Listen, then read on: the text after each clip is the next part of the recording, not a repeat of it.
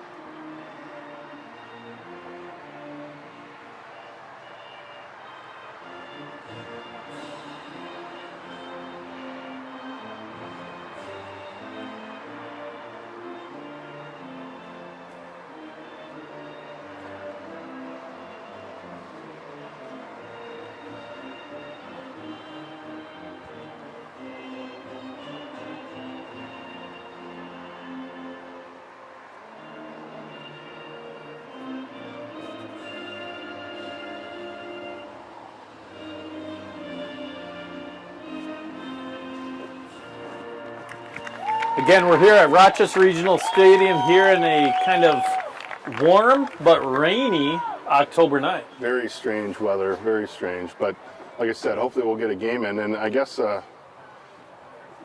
may be no better way to kick this off than a little Jim Morris style.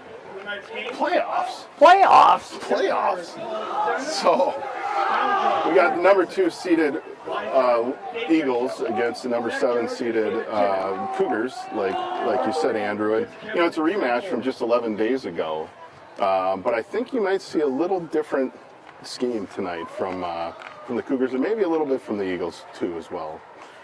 Well, I know we saw in that game against Zumbrota that there was a change in quarterback at a certain point in that game, and I would anticipate that we're going to see more of that young freshman quarterback, talented kid. My understanding is he had a pretty good game last week when he entered that game and did a nice job. And then, of course, you saw the Eagles against Stewartville last week, who I thought had a great showing. The score may not have reflected the actual level of competition that occurred on the field. We lost what I believe is 28-6, but we had opportunities. We moved the ball with some authority, and I think we're going to see that again here tonight. Yeah, I know Coach Kessler was very pleased with the outcome. I mean, the Eagles actually marched the ball up and down the field.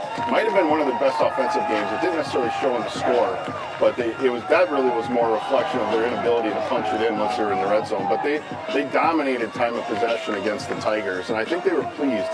I guess you could say there was a moral victory if you believe in those. It definitely was that. And on the flip side here, you have a Cougar team, you mentioned it, freshman quarterback, Hayden Boris. I think he'll play some, I imagine. Last week, they go into halftime against Pine Island, down 14-0. They make, my understanding is they made the change at quarterback, and he scored all 3 of their touchdowns in the second half, and they won in overtime by going for 22-21. So, they come into this game with some momentum. The Eagles, even coming off a loss, I think come in with a little momentum, feeling pretty good about themselves. A lot of times, especially on these types of evenings where you have a little bit of rain, the ball's going to be a little bit slippery. The turnover battle ultimately is going to make a big difference in terms of who wins. I mean, we saw last night with the Vikings-Niners game where, shockingly, the Vikings actually won the turnover battle and ultimately were able to get away with the victory. Cam Bynum. Eagles won the toss and they deferred to the second half, and so they'll be defending the south end zone. So the Eagles are going to be kicking off from right to left here with the game starting just a touch early as we try to get it in before the Storms roll through Rochester. Kick is up. The kick's going to be fielded down at about the 15-yard line. It's going to be up to the 20, the 25, up past the 30 to the 34, 35-yard line. Nice return by that young Zumbrota returner. Yeah, number 21, Colby Dorn, with the return there. Colby, I believe, scored the 2-point conversion last week against the Panthers to beat them in overtime. And you'll see, let's see who comes in at quarterback. It's either going to be Rash. No, it looks like the freshman, number 16. Big kid. So Boris. So we're going to see across the line, I believe it's Jonathan Bergman and Thatcher Bookman and Will Roth and then Weinshank across that defensive line here as Zumbrota comes out in the I formation. It's going to be the give. He's going to be taken down. Looked like Roth. Yeah, Roth and Langsdale in there right away. Langsdale's had quite a little game, or quite a season at linebacker. Yeah. Once he got healthy and he was able to stay on the field, he's done a nice job. Yeah, that's Dorn with the carry there. Yeah, and you'll see, if you remember last time, Zumbrota actually has a pretty good even mix of run and pass, and they'll go from multiple sets. Here they start out, as you see in the I formation, and now coming out in the gun. So it's going to be 2nd down and 11. They have 2 receivers to the right, 1 to the left. The Eagles are in their base defense. Quarterback is going to roll out. He's looking. He's got a receiver open, kind of catches him in the dead spot in the zone. Landon Flan, the senior. And I think he might be one of their leading receivers as well. It's going to be just short, so we're going to have about 3rd down and 1 with 10:52 left to go in the clock. Number 7, Gunhus, sorry. I apologize. Is it Gunhus or Gunhus? Is it a Scandinavian pronunciation? Or? I'm not going to guess on that. I'm going with Gunhus. So we're going to have 3rd and short. At the bottom of your screen here. Got to assume Zumbrota's going to keep the ball on the ground here, although they are taking the ball from somewhat the pistol formation. There's going to be the give. There's not going to be much there. Really He's going to be taken down. Still filling that hole, and Roth again. The same combo you saw on 1st down. This has got to be a punt. Dave, we talk a lot via text during Vikings games, and particularly during Gophers games. I will never understand the short yardage play from the pistol and or the gun. Pet peeve of mine. Pet peeve. I struggle with that. With all due respect, Coach Rash, I would have gone under center there. Especially you need 1 yard. It just gives the linebackers so much more time to be able to get past that first Eagles line. aren't necessarily playing for a return here. They got nobody back. Just staying in base defense. It's going to be 4th down and 2. Good snap. The punt is up. It's going to be a good punt. It's going to be bounced at about the 30 and roll out of bounds at the 28-yard line. So the Lourdes Eagles are going to take their first possession of the game with 9:38 left to go in the first quarter, and the Eagles will be right to left on your YouTube screen at home. Yeah, no, a really good start on defense. Like to see a 3-and-out, get the possession of the ball here, and I think you're going to see some run. Last game against Zumbrota, we seem to have a lot of success more at the edges than up the middle. I mean, you've got, Jack Boris, big 79, 325 pounds. I would assume there's some relation there. I don't know if they're brothers or cousins. So Selner is under center of that I formation. Kimbaloo in the backfield along with Lovely. Lovely's going to be taken down after no gain. We're going to have 2nd down and long for the Eagles. I do think we're going to see the ball on the ground a lot tonight for a couple of reasons. One, just with the pending weather, I think there's a desire by both coaches to get this game in. Yeah. And Lourdes, of course, is run-oriented anyway. We're probably going to see Lourdes run the ball 80 to 85% of the time in most games. So we're going to have 2nd down and long, 9 seconds left to go. Selner to give to Kimbaloo, who's going to go up the middle at 35. He's going to be caught from behind after a gain of about 8. Oliver Liffrig, their middle linebacker, is he's a heck of a player. He actually switched numbers. Last time we played him, he was number 2. And I think he was actually playing more of a tight end, maybe even a little bit of a halfback type or fullback type role on offense. And now I think they got him on the line on offense, but still a middle linebacker. Good player, junior. So 3rd down and 3, 2 receivers to the left. It's going to be the keep by Selner. He is going to get the 1st down, largely based upon second effort, quite frankly. Yeah, Leo Showers took him on, and Adam just kept the legs pumping, as they tell you to do. So Adam on the year, just to give you a little stats. I mean, this stunned me. I was kind of amazed by this. He's averaging almost 70 yards a game rushing on the year. Well, he's had a heck of a season. So it's going to be first down and 10, 8 minutes left to go in that first quarter. Selmer, the give to Kimbaloo. He's going to cut up the middle. He's going to gain about 3 yards. He's taken down by a swarm of Cougar tacklers. Yeah, again, Liffrig and Boris combine on that one. And you know, like we talked about, you're not seeing the Eagles put the ball in the air, and I don't know that we will unless it's an obvious passing situation. I think the Eagles are going to be methodical, try to just drive that ball down the field, slowly but surely run some time off the clock, shorten up this game. So there's going to be the give to Kimbaloo. Dances a little bit in the backfield, gains about 2 or 3. It's going to be third down and short. Well, the spot's going to actually give them about 3rd and 5. Yeah, you got Haugen, who's kind of an outside backer for them. Number 22 came up and played that pretty well.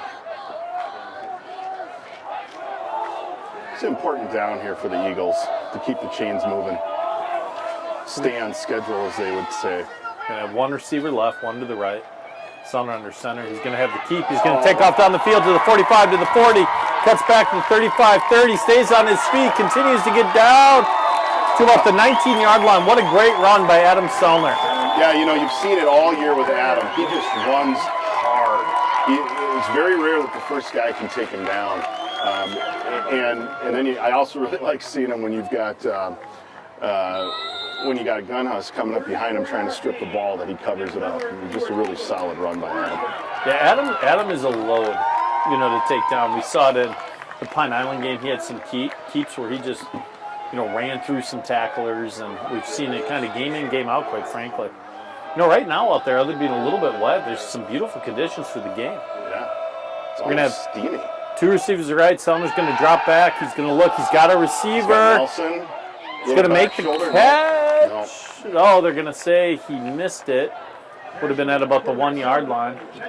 Tell you, I know it's about 30 miles away, but you look at that skyline, and it continues to light up a little bit to the south and to the east. So far enough away, it doesn't justify stopping the game. So stay away, Rain. Stay away. Absolutely. So we're going to have second down and 10, halfway through the first quarter. Selmer's going to come under center. I would anticipate a run here by the Eagles. It's going to be the option play, the give to Kimbaloo to the 20, to the 15. He's going to cut up, break a couple tackles. He's going to be down to about the 6-yard line. So first and 10 for those Eagles. Another great run there. I'll be surprised here at this point in the red zone at first and goal whether the Eagles put the ball in the air. I would anticipate we're going to see them trying to pound this out. You know, I don't think so. Although we saw a few different looks last week. You know, we saw some passes to Deacon Langsdale up the middle. And we saw a Lourdes team that actually aired it out more than we've seen them. So there's going to be the give to Lovely. He's going to be tackled by that gigantic defensive tackle for the Cougars. Yeah, I think first contact was with Showers. Yeah, the right. I think he kind of comes up on the line more of on an end position when they get down in goal line here. But I think he is a DN. He was a DN. Yeah, he came over from that outside rush spot. So it's going to be second down and goal for the Eagles. Selmer, it's going to be a keep, and that's going to be a touchdown for the Eagles. Lourdes Eagles 6, the Zumbrota-Mazeppa Cougars 0. Yeah. I think that could have been either Lovely or Adam. I mean, there was just a beautiful hole there. I think really well blocked on the edge by Wenzel. He took Showers out, and they had the crackdown of the linebacker. And actually, Lovely, as I'm looking for replay, did a nice job with the lead block there too. So we're going to have here the extra point with those Eagles up 6-0 with 5:13 left to go in the first quarter. We're going to have the battery of Lovely here. The snap by Weinshank. There's the snap. The hold is good. The kick is up, and the kick is also good. And no shocker there. I don't believe Lovely. I think maybe he's had one extra point. Did he have one block this year? Or was He had that one blocked at Stewartville. At Stewartville, that's right. Yeah, that was his first one, the first miss. He missed the field goal, and Stewartville missed that extra point. I mean, tough angle on that missed field goal at Stewartville, but other than that, he's been perfect and just an excellent season for the sophomore. So the Eagles take that early 7-0 lead. I'm sure it's exactly what Coach Kessler wanted to see. Get out early and often, run that ball, establish your identity early, and they were effective. And, you know, we saw a little bit of everybody. We saw a little bit of Lovely, a lot of Sellner, a little bit of Kimbaloo.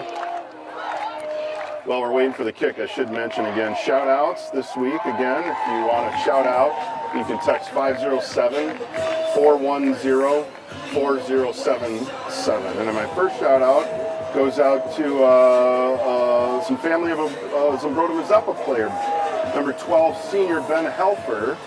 All their love from Freya, Becky, and Joe.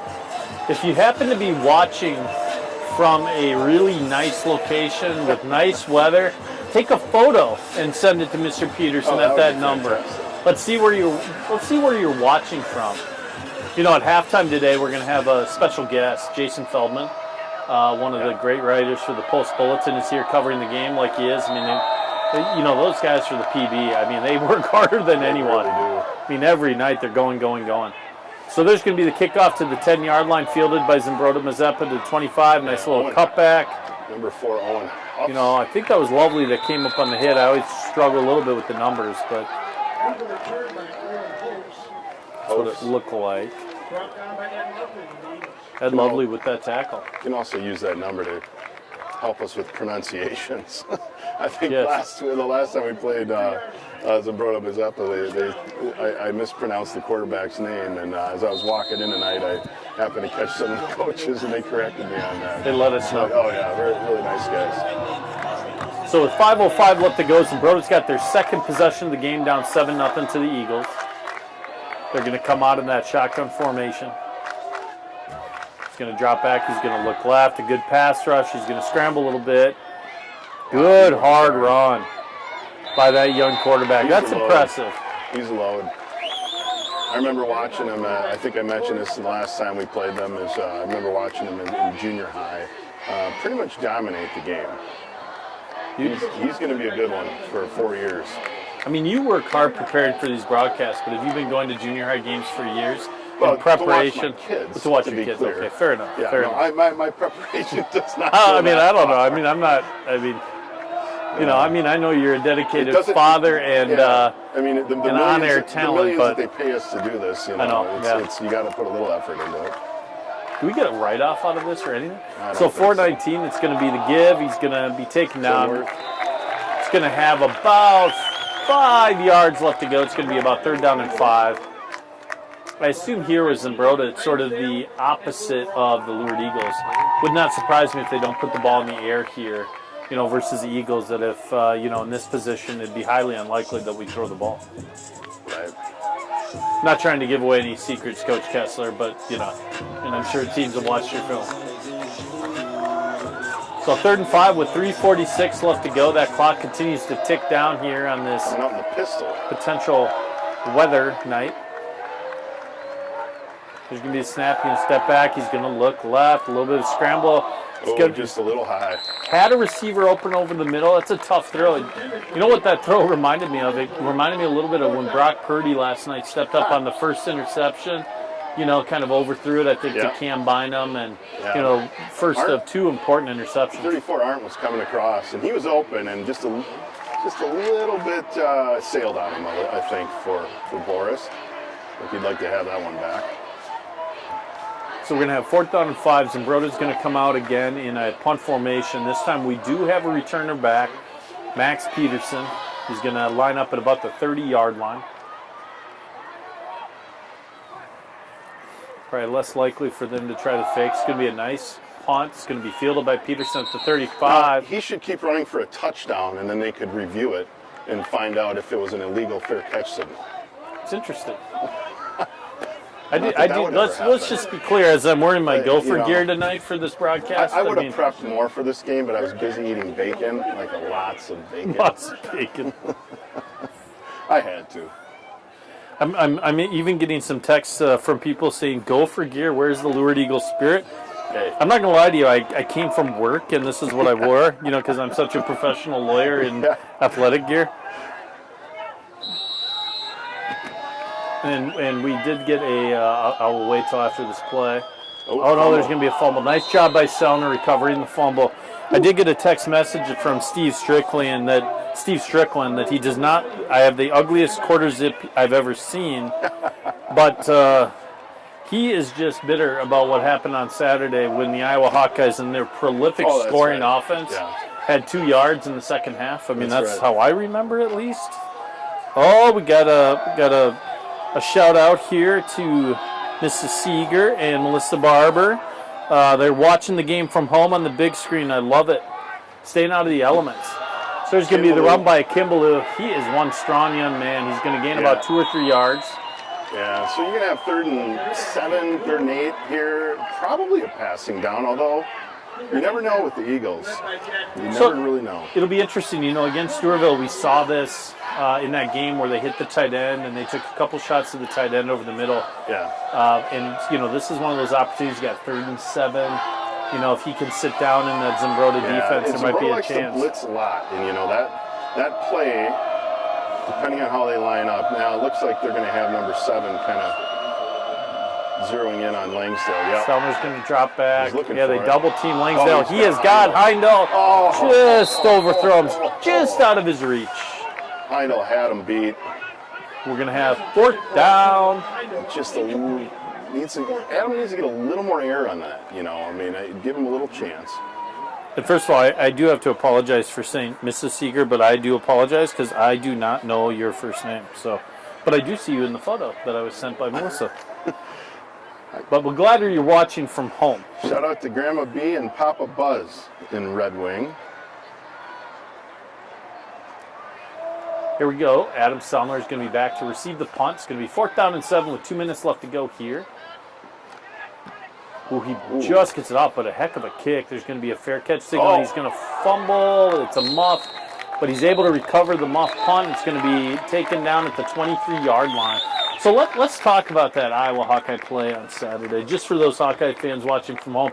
By the way, Melissa Barber, I also know you're a Hawkeye fan, so growing up in going to South Winneshiek High School, all that stuff. So, but it was the correct call. It was. I mean, you listen to the pundits and read the rule, and it was a scoring play. They review the entire play. You may not like it, but it was the rule. It's rare that Minnesota sports fans get the Gophers and the Vikings to have 2 big wins in the same weekend. So that's right. Now we need the Eagles to pull it off. Shout out to Jonathan Bergman's favorite sister, Josie, who is cheering loud from Prior Lake, Minnesota. All right, Josie. So with 1:58 left to go, Zumbrota, it's going to be the keep by the quarterback. Had an opportunity in the backfield. He's going to gain about 5 yards. It's going to be 2nd down and 5 as that clock continues to run. Yeah, Boris did a nice job. You can just see he is a load. I mean, Weinshank doesn't miss a lot of tackles, and he kind of shrugged him off. I couldn't quite tell because of the distance whether or not he put a stiff arm on him or not, but he is a beast. So we're going to have 2nd down. Wow, he only gained 3. He must have stepped out of bounds. I'm a little surprised by the spot. 2nd down and 7 with 1:26 left to go. He's going to come again out of that shotgun formation. 2 receivers right, 1 receiver to the left. There's going to be a snap. He rolls out. He is going to continue to scramble. He does not have much open. We're going to come up, do a nice job filling. He is going to gain about 3 or 4 yards, maybe 5. It's going to be 3rd down and short. A little shy of the 1st down. Nice job by the pursuit of our line there and also by our D-backs coming up. So the Eagles are almost historically going to play mostly zone defense, right? You don't see them very often come out in man-to-man coverage. It's sort of the Kess staple, so to speak, in terms of his... Yeah, you'll see a lot of cover 2,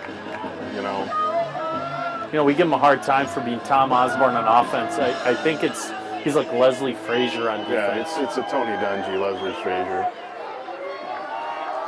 So 3rd down and short, 26 seconds left to go. He's going to drop back pass. We're going to have a free rusher coming in. Off the edge. Coach Kessler diving up a little See, Brian Flores. Just as soon as you're giving him a hard time. I know. Yeah, he's looking like Flores, like I said. Isn't that fun to watch the Vikings and that defensive front and all the looks that he brings? I would rather see us get burned because we're blitzing than burned because we can't. Because we can't. We just sit cover back for 20, seconds on the play. The rain's starting to come down now. So it's going to get a little wet out there, boys and girls watching at home. So those watching at home, be grateful because it's starting to rain.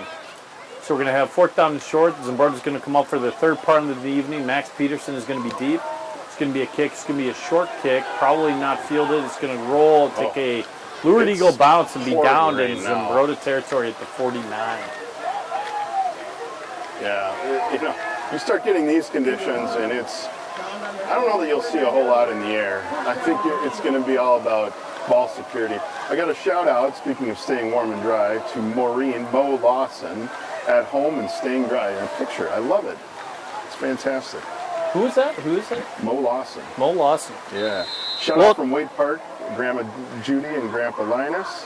Go Adam Sumner. Sumner's going to line up. It should be the final play. Ooh, they're going to be a little play action. He's going to look, nothing open. He scrambles. He's going to be taken down. Technically, it's going to be a sack. He did take a shot there, and it's going to. The clock is going to run out. That was a touch. Oh, they're going to blow it dead now. End of the first quarter. Oh, okay. I didn't see the clock. I thought they were blowing it dead because of lightning. Shout out to Evan Clinworth, number 24, the running back for the Cougars. Very nice. From his family. Hope you're enjoying the game. Senior. I give a little shout out to Eli Haight, former Lourdes Eagle great fullback and linebacker. He is watching, I'm assuming, from his college dorm room. And no matter what Melissa Barber has to say about that call, it was the correct call. No matter what she texts me about that call, I will not change my mind. That's correct. Good luck, Dad, Coach Nelson, from Tay, Dominic, and Kiera. And I did get the correct name. It's Melissa Seeger. Yes. They got kids at, I believe, St. Pius. With Dave Jensen is the principal there.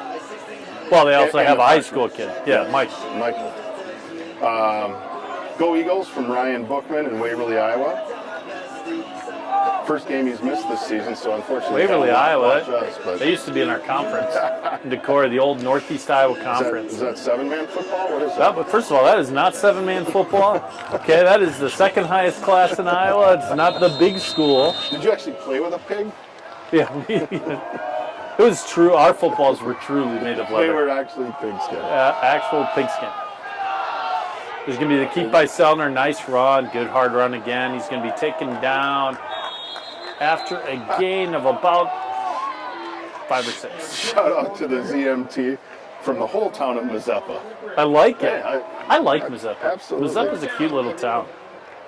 So we're going to have 3rd down and about 4. The rain is let up just a little bit.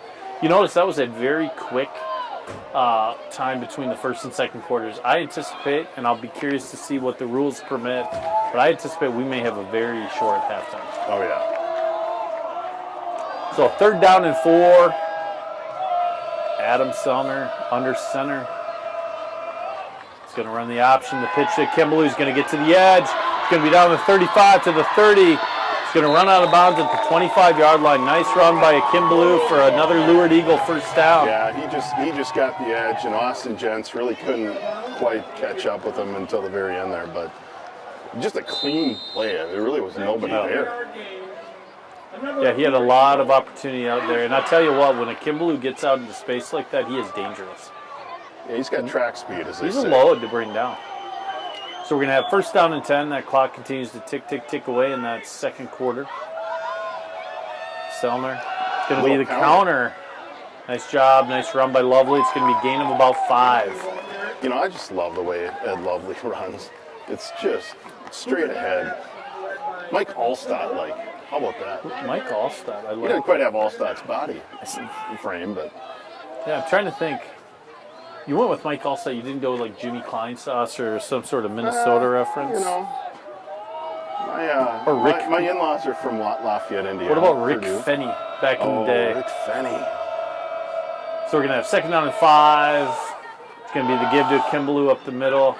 You know, Dave, we've talked about this the last few weeks. So we seem to have much more success when we run our true option plays versus some of our standard gives. I don't know if it's just a blocking scheme issue or what it is, but we don't have nearly the success in terms of, you know, yards per run that we do when we run the option. Well, if you remember, you know, I think the last game against the Cougars, Lovely had a heck of a game.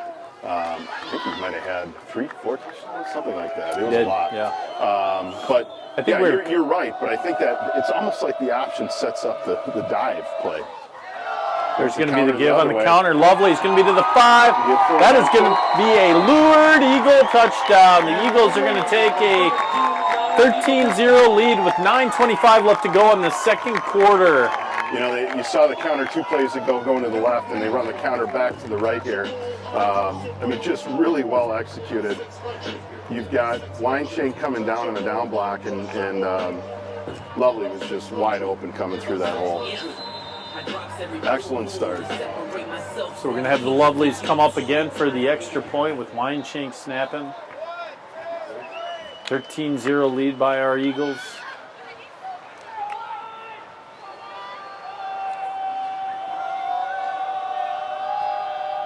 The snap, the hold is good. The kick is up. The kick is good. Lourdes Eagles 14. The Zumbrota-Mazeppa Cougars 0. And the rain seems to have let up here. I haven't checked the radar recently. Have you seen what we got coming? Why don't you take a look?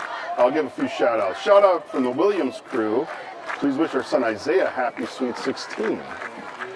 I got a bunch of them here. This is great. Oh, Molly Kessler. Now, I don't know why she wouldn't leave Waco, Texas, and come here and get us some more nothing bun cakes. Oh, it's so good. But, oh, they were excellent. Molly, great to hear from you. Go Bears. Shout out from Dustin Quimby, giving me in Jackson, and his dog Doug giving me a picture. That's great.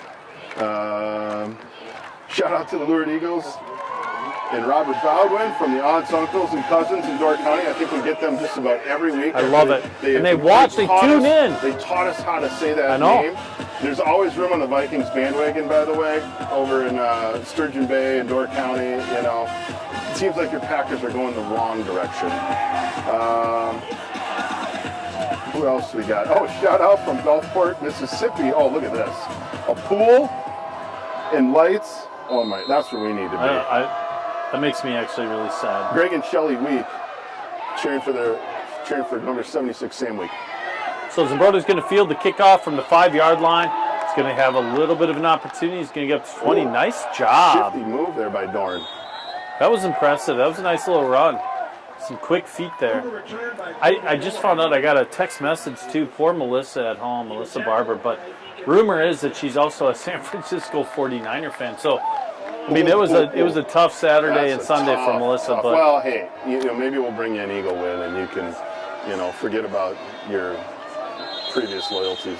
Yeah, I don't know if Southwind made the playoffs in Iowa high school football or not. I don't know about that. I mean, we can probably find out.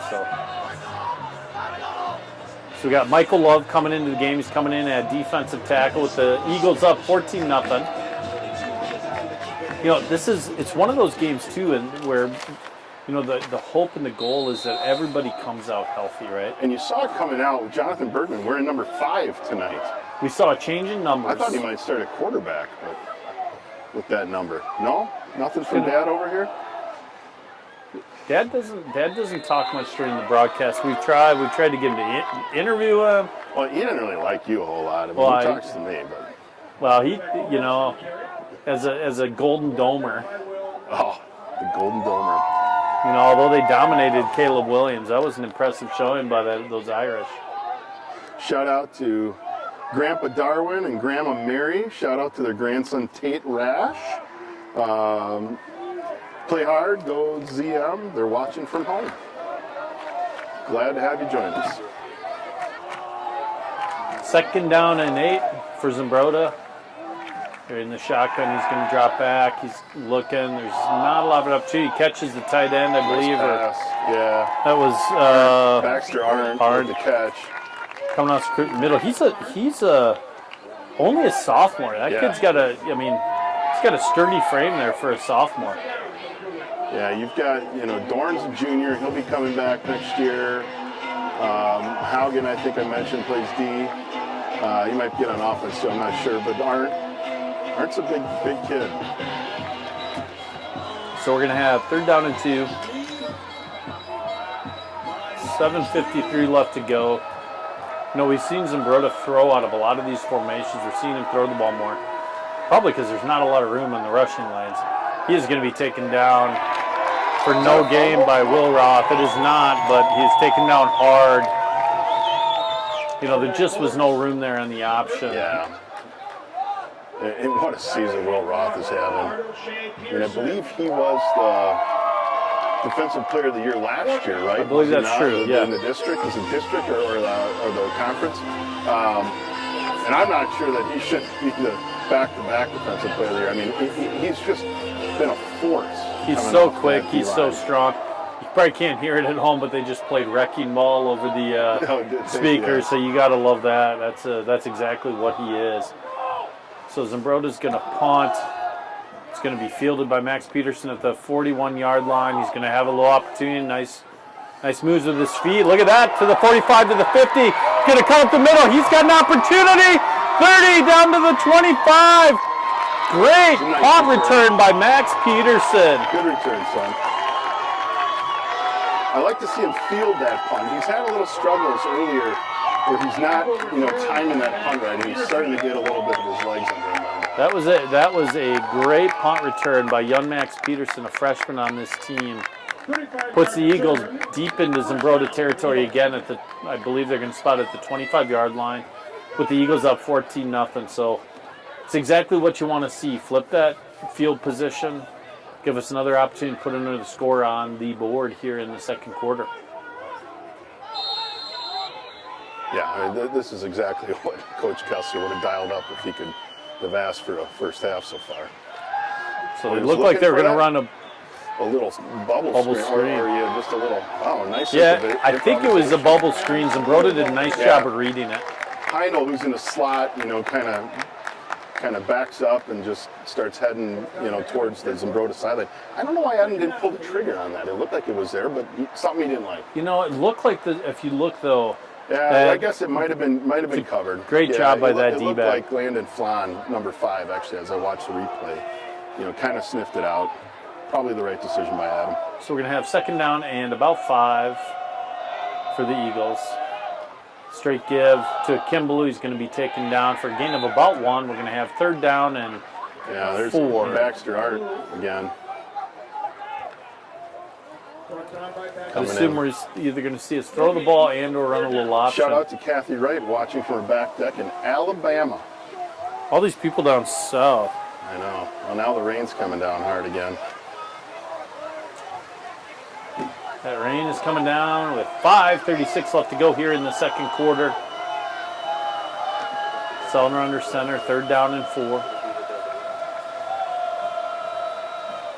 Going to be the option to give to Kimball. He's going to cut up the middle. That is going to be a Lourdes Eagle touchdown. Another touchdown for the Lourdes Eagles. Nice job blocking that up to the Lourdes Eagles. Even downfield, you saw Nels Pearson lock his man up, and wow, that's exactly how you draw that up. Ooh, the Eagles are going to take a 20-0 lead. I don't like to see the flash in the sky at all, but the Eagles are going to be up 20-0 with 5:20 left to go in the second quarter. If the refs do see, let's just for the viewers at home, if they do see lightning that's within range, and I don't know how they determine that, but if it's within close enough, they have to call it, and it's an automatic 30-minute until you don't see any, right? That's correct. Every time that there's new lightning, they have to delay the game by 30 minutes for safety purposes. And that rain is coming down hard now. Yes, kick is up, kick is good. The Lourdes Eagles are going to take a 21-0 lead here over the Zumbrota-Mazeppa Cougars at Rochester Regional Stadium on this warm but rainy night. Weird October weather. Really strange, and not that you look ahead, though, the next game's on Saturday might be in the 30s, high of low 30s, and it's Minnesota, though, right? I mean, you can go from baking in the sun to shoveling your driveway in about a week. Oh, we've been to some cold playoff games. I remember when they made the state tournament a few years ago. And I believe we had to go up to, was it St. Louis Park when they played Jordan? Oh, And easily one of the coldest. I think that was when Jordan had one of their student filmers that got like hypothermia. They had to get him off the top of the box. Yes, I remember that. They were exposed to the elements. He wasn't dressed appropriately, and medical personnel had to assist. So shout out to Landon and Ben Flan. Got some family watching you. Number 5, number 6 for the Cougars. Senior and sophomore respectively. Good to hear from you. I just got a text message from my wife asking if the game was postponed, which tells me that she's not currently here. I'm getting pictures of people's fireplaces in the basement. I love it. So the Eagles are up 21-0. The kickoff here is going to be fielded by the Cougars about the 8-yard line. He's going to run to his right. Nice little return there. He's impressed. Yeah, he is. You know what's impressive about him is he stays. He's obviously low to the ground, keeps his feet moving, and nice. He really does a nice job. Yeah, you can see that you got to assume he's going to be the guy next year in the backfield along with Boris. Although,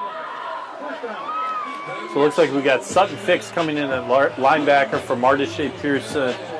So we got Ed Lovely at linebacker, Sutton Fix at linebacker.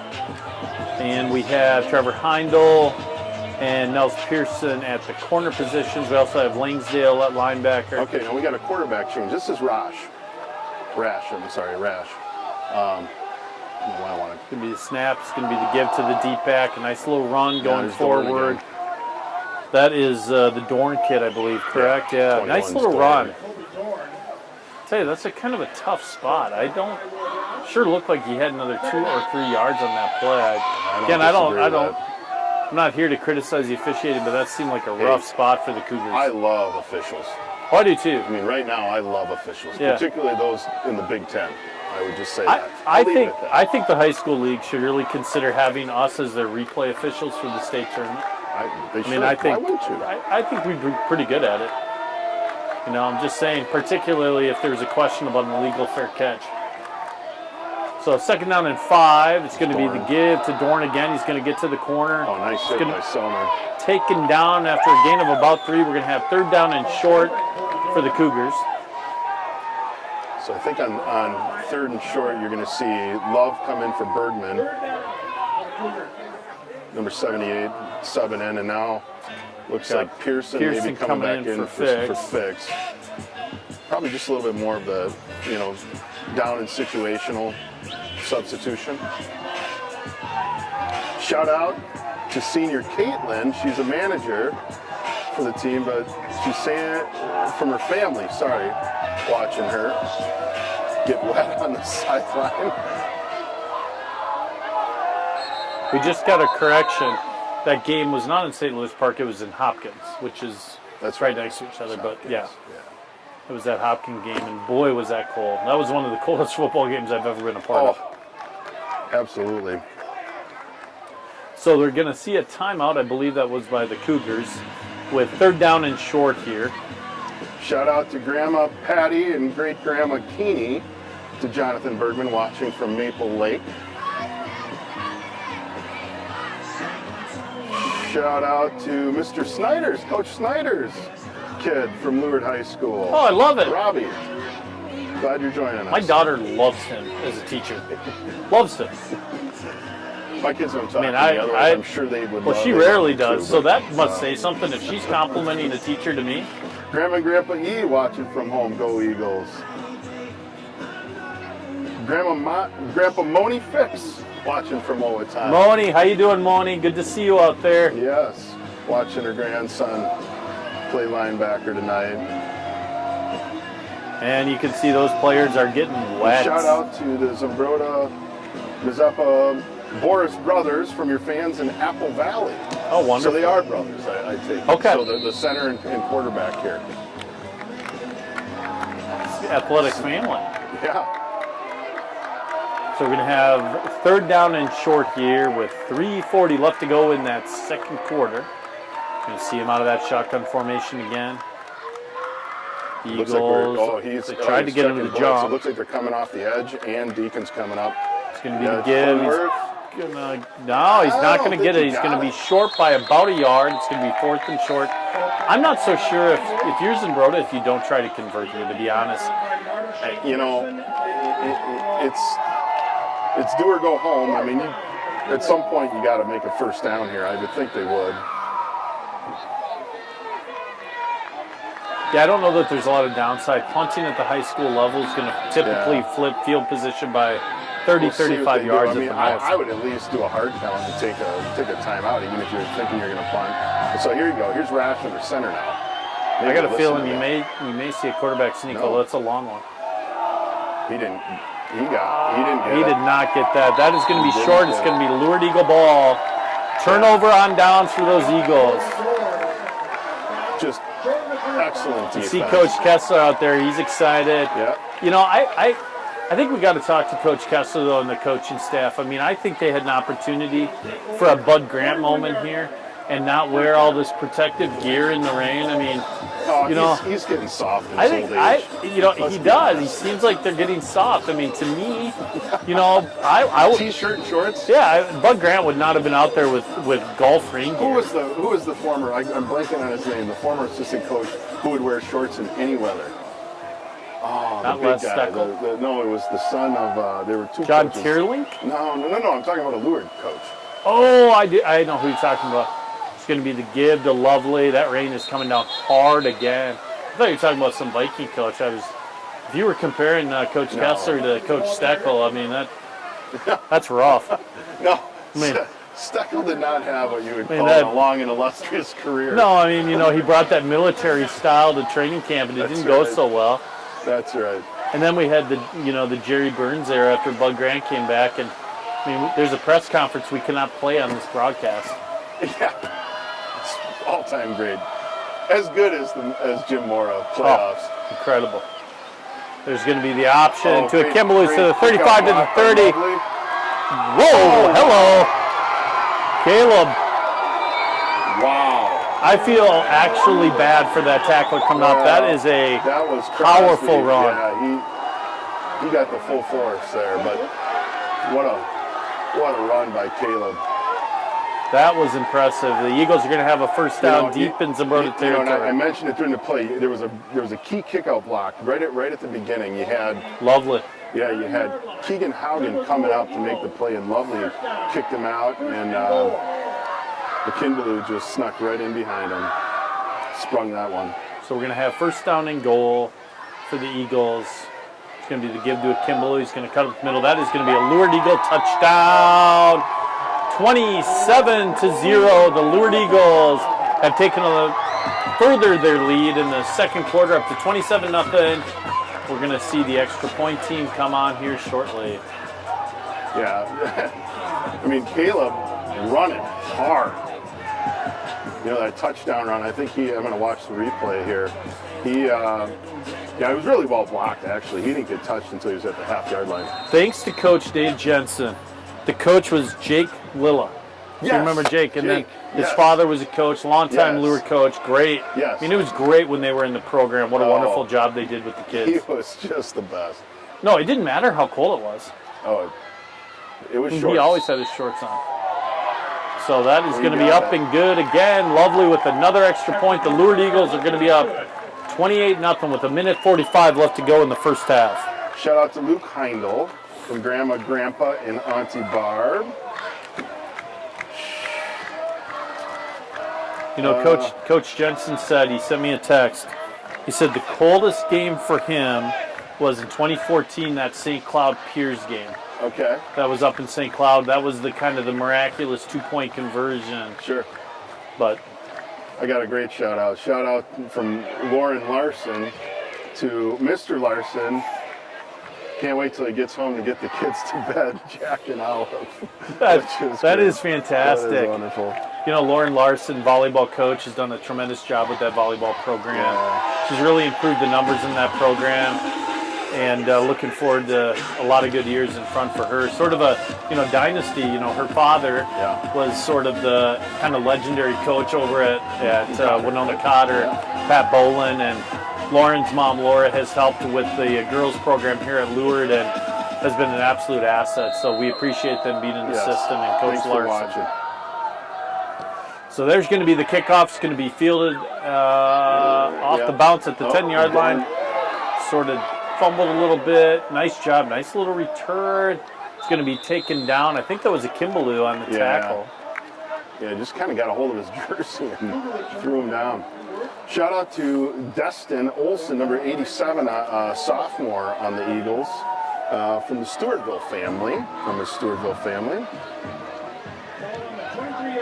Shout out to the Peterson boys from my parents watching in Forest Lake. Grandpa and Grandma watching the game. Guessing they're much more impressed by their grandsons than their son's broadcasting abilities. I'm just saying. Shout out from Lindsay Rosso watching at St. Mary's University. Oh, that's tonight. Awesome. Lindsay's on that volleyball team over there. I think she's had a tremendous first year, though, over at St. Mary's. So 1st and 10. Looks across the middle. The ball is going to be dropped. Nice job by the quarterback. So I am going to slide out to make my way down to the field and get replaced by somebody much more talented in media than me, which would be Mr. Feldman. All right, so I'm going to adjust my mic here because we're going to have Jason Feldman. I believe he also goes by Feldy, correct? Whatever you want to call me is great. So we're kind of in this is like journalism, he's like one of the king journalists in our community. And I just want to thank you for everything you do for local sports. Dave and I were talking at the beginning of the broadcast about the work that you all put in to be able to get to all these high school games. That is going to be picked off by Matt Langsdale. I'm going to finish my commentary in a second. I just called him Matt Langsdale, which is Deacon's father, the principal at St. John. So my apologies. I know Matt would not have caught that ball. Let's be clear about that. So Deacon Langsdale, I believe that's his 4th interception on the season. But again, Feldy, we really appreciate what you and your cohorts over at the Post Bulletin do. You guys do a tremendous job. You spend night after night after night covering all these sports. So as a Lourdes Eagle parent, as a coach, I just want to thank you for the time you put in. Yeah, we appreciate that, and it's a labor of love, and we've all been around a long time, seen a lot of things. I don't remember many games like this tonight, but yeah, seen a lot of games, watched a lot of football, and like I said, we just we enjoy it, and we sit around in the office and talk for probably an hour after we're done every Friday night or every football night, and it's just there's so many great athletes and teams here in this part of the state, and it's our pleasure to be able to cover them. Well, I tell you, it's I always look forward to the pigskin preview that you guys do in the fall. You do a great job, and quite frankly, it's not just football. You guys cover every single sport. I look forward to the previews because you see kids maybe you coached in youth, and you do a great job with that. You do a great job with covering them at the collegiate level, and I mean, it's such a great product here locally that we see. Now, we were having this conversation off air. I was with Dave. What sports do you all cover on behalf of the Lourdes Eagles? Well, it's so we're pretty fortunate in our staff to have guys who all have interests in certain sports. I grew up in North Dakota as a hockey fan, so I'm lucky enough to be able to cover the Lourdes hockey teams. Pat Ruff, Guy Limbeck cover basketball, and we have Alex Vandenhouten who covers wrestling in the wintertime. We all kind of pitch in football in the fall. It's sort of our big thing, our big time of year, like you mentioned, the pigskin preview. But we're very fortunate, I think, too, to have so many great athletes, parents, coaches to deal with, particularly from Lourdes. We say all the time we're blessed. We've all worked in different parts of the state, different states, different parts of the country, and I wouldn't want to be anywhere else. We're just so fortunate to have the great people that we work with here across the board. One of the great parts of tonight is that Dave Peterson's going to go down and interview Coach Kessler. I'm staying in the booth, and you and I are dry, and Dave Peterson is not going to be dry. I want to know, how did Dave draw the short straw, or what? Maybe we should just keep him down there. Well, Perspective. Yeah, I don't want to get wet, so I think we keep. Oh, the throw by Sellner. He's going to have Langsdale wide open in the end zone. The Lourdes Eagles are going to take a 34-0 lead. Great throw, a little bit of play action there by Adam Sellner.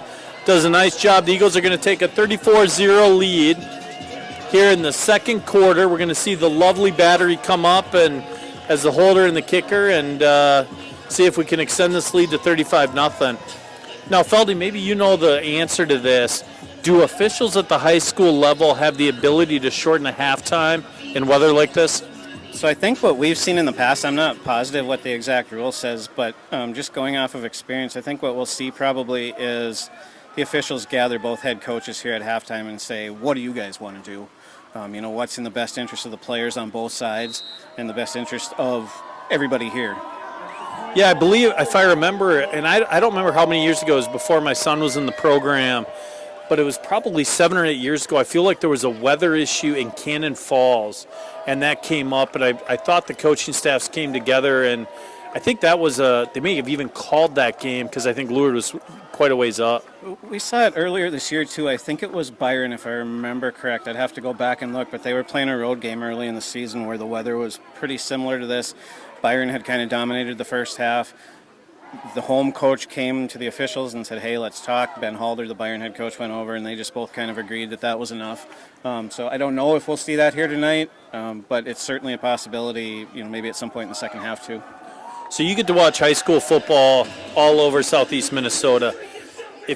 Are there any players out there that, we maybe don't see or hear a lot about at even some of the smaller schools, Class A or 9-man, that we should be keeping an eye on? Yeah, it's funny you bring that up because this is the time of year where we start having our conversation about who's in the running to be our all-area player of the year. And almost always there's a clear-cut 1 or 2 guys. We sat down in the office last week after the final game of the regular season, and we made a list of 6 to 8, and I don't know how we're going to pick between them. If you're looking at smaller schools, though, a couple of 9-man players to watch would be Bo Wiersma from Kingsland. I think the guy is averaging, at one point he was averaging almost 20 yards a carry. His quarterback down there, Kaleem Ryland, is the same, where he runs for about 10 yards a carry. And then Camden Hungerholt, the quarterback at Leroy Ostrander, too. You need a calculator to figure out his yards per carry average. So Jace Keeney from Fillmore Central in Class A is one that we have our eye on. Byron running back Adam Glynn, who's going to Southwest Minnesota State.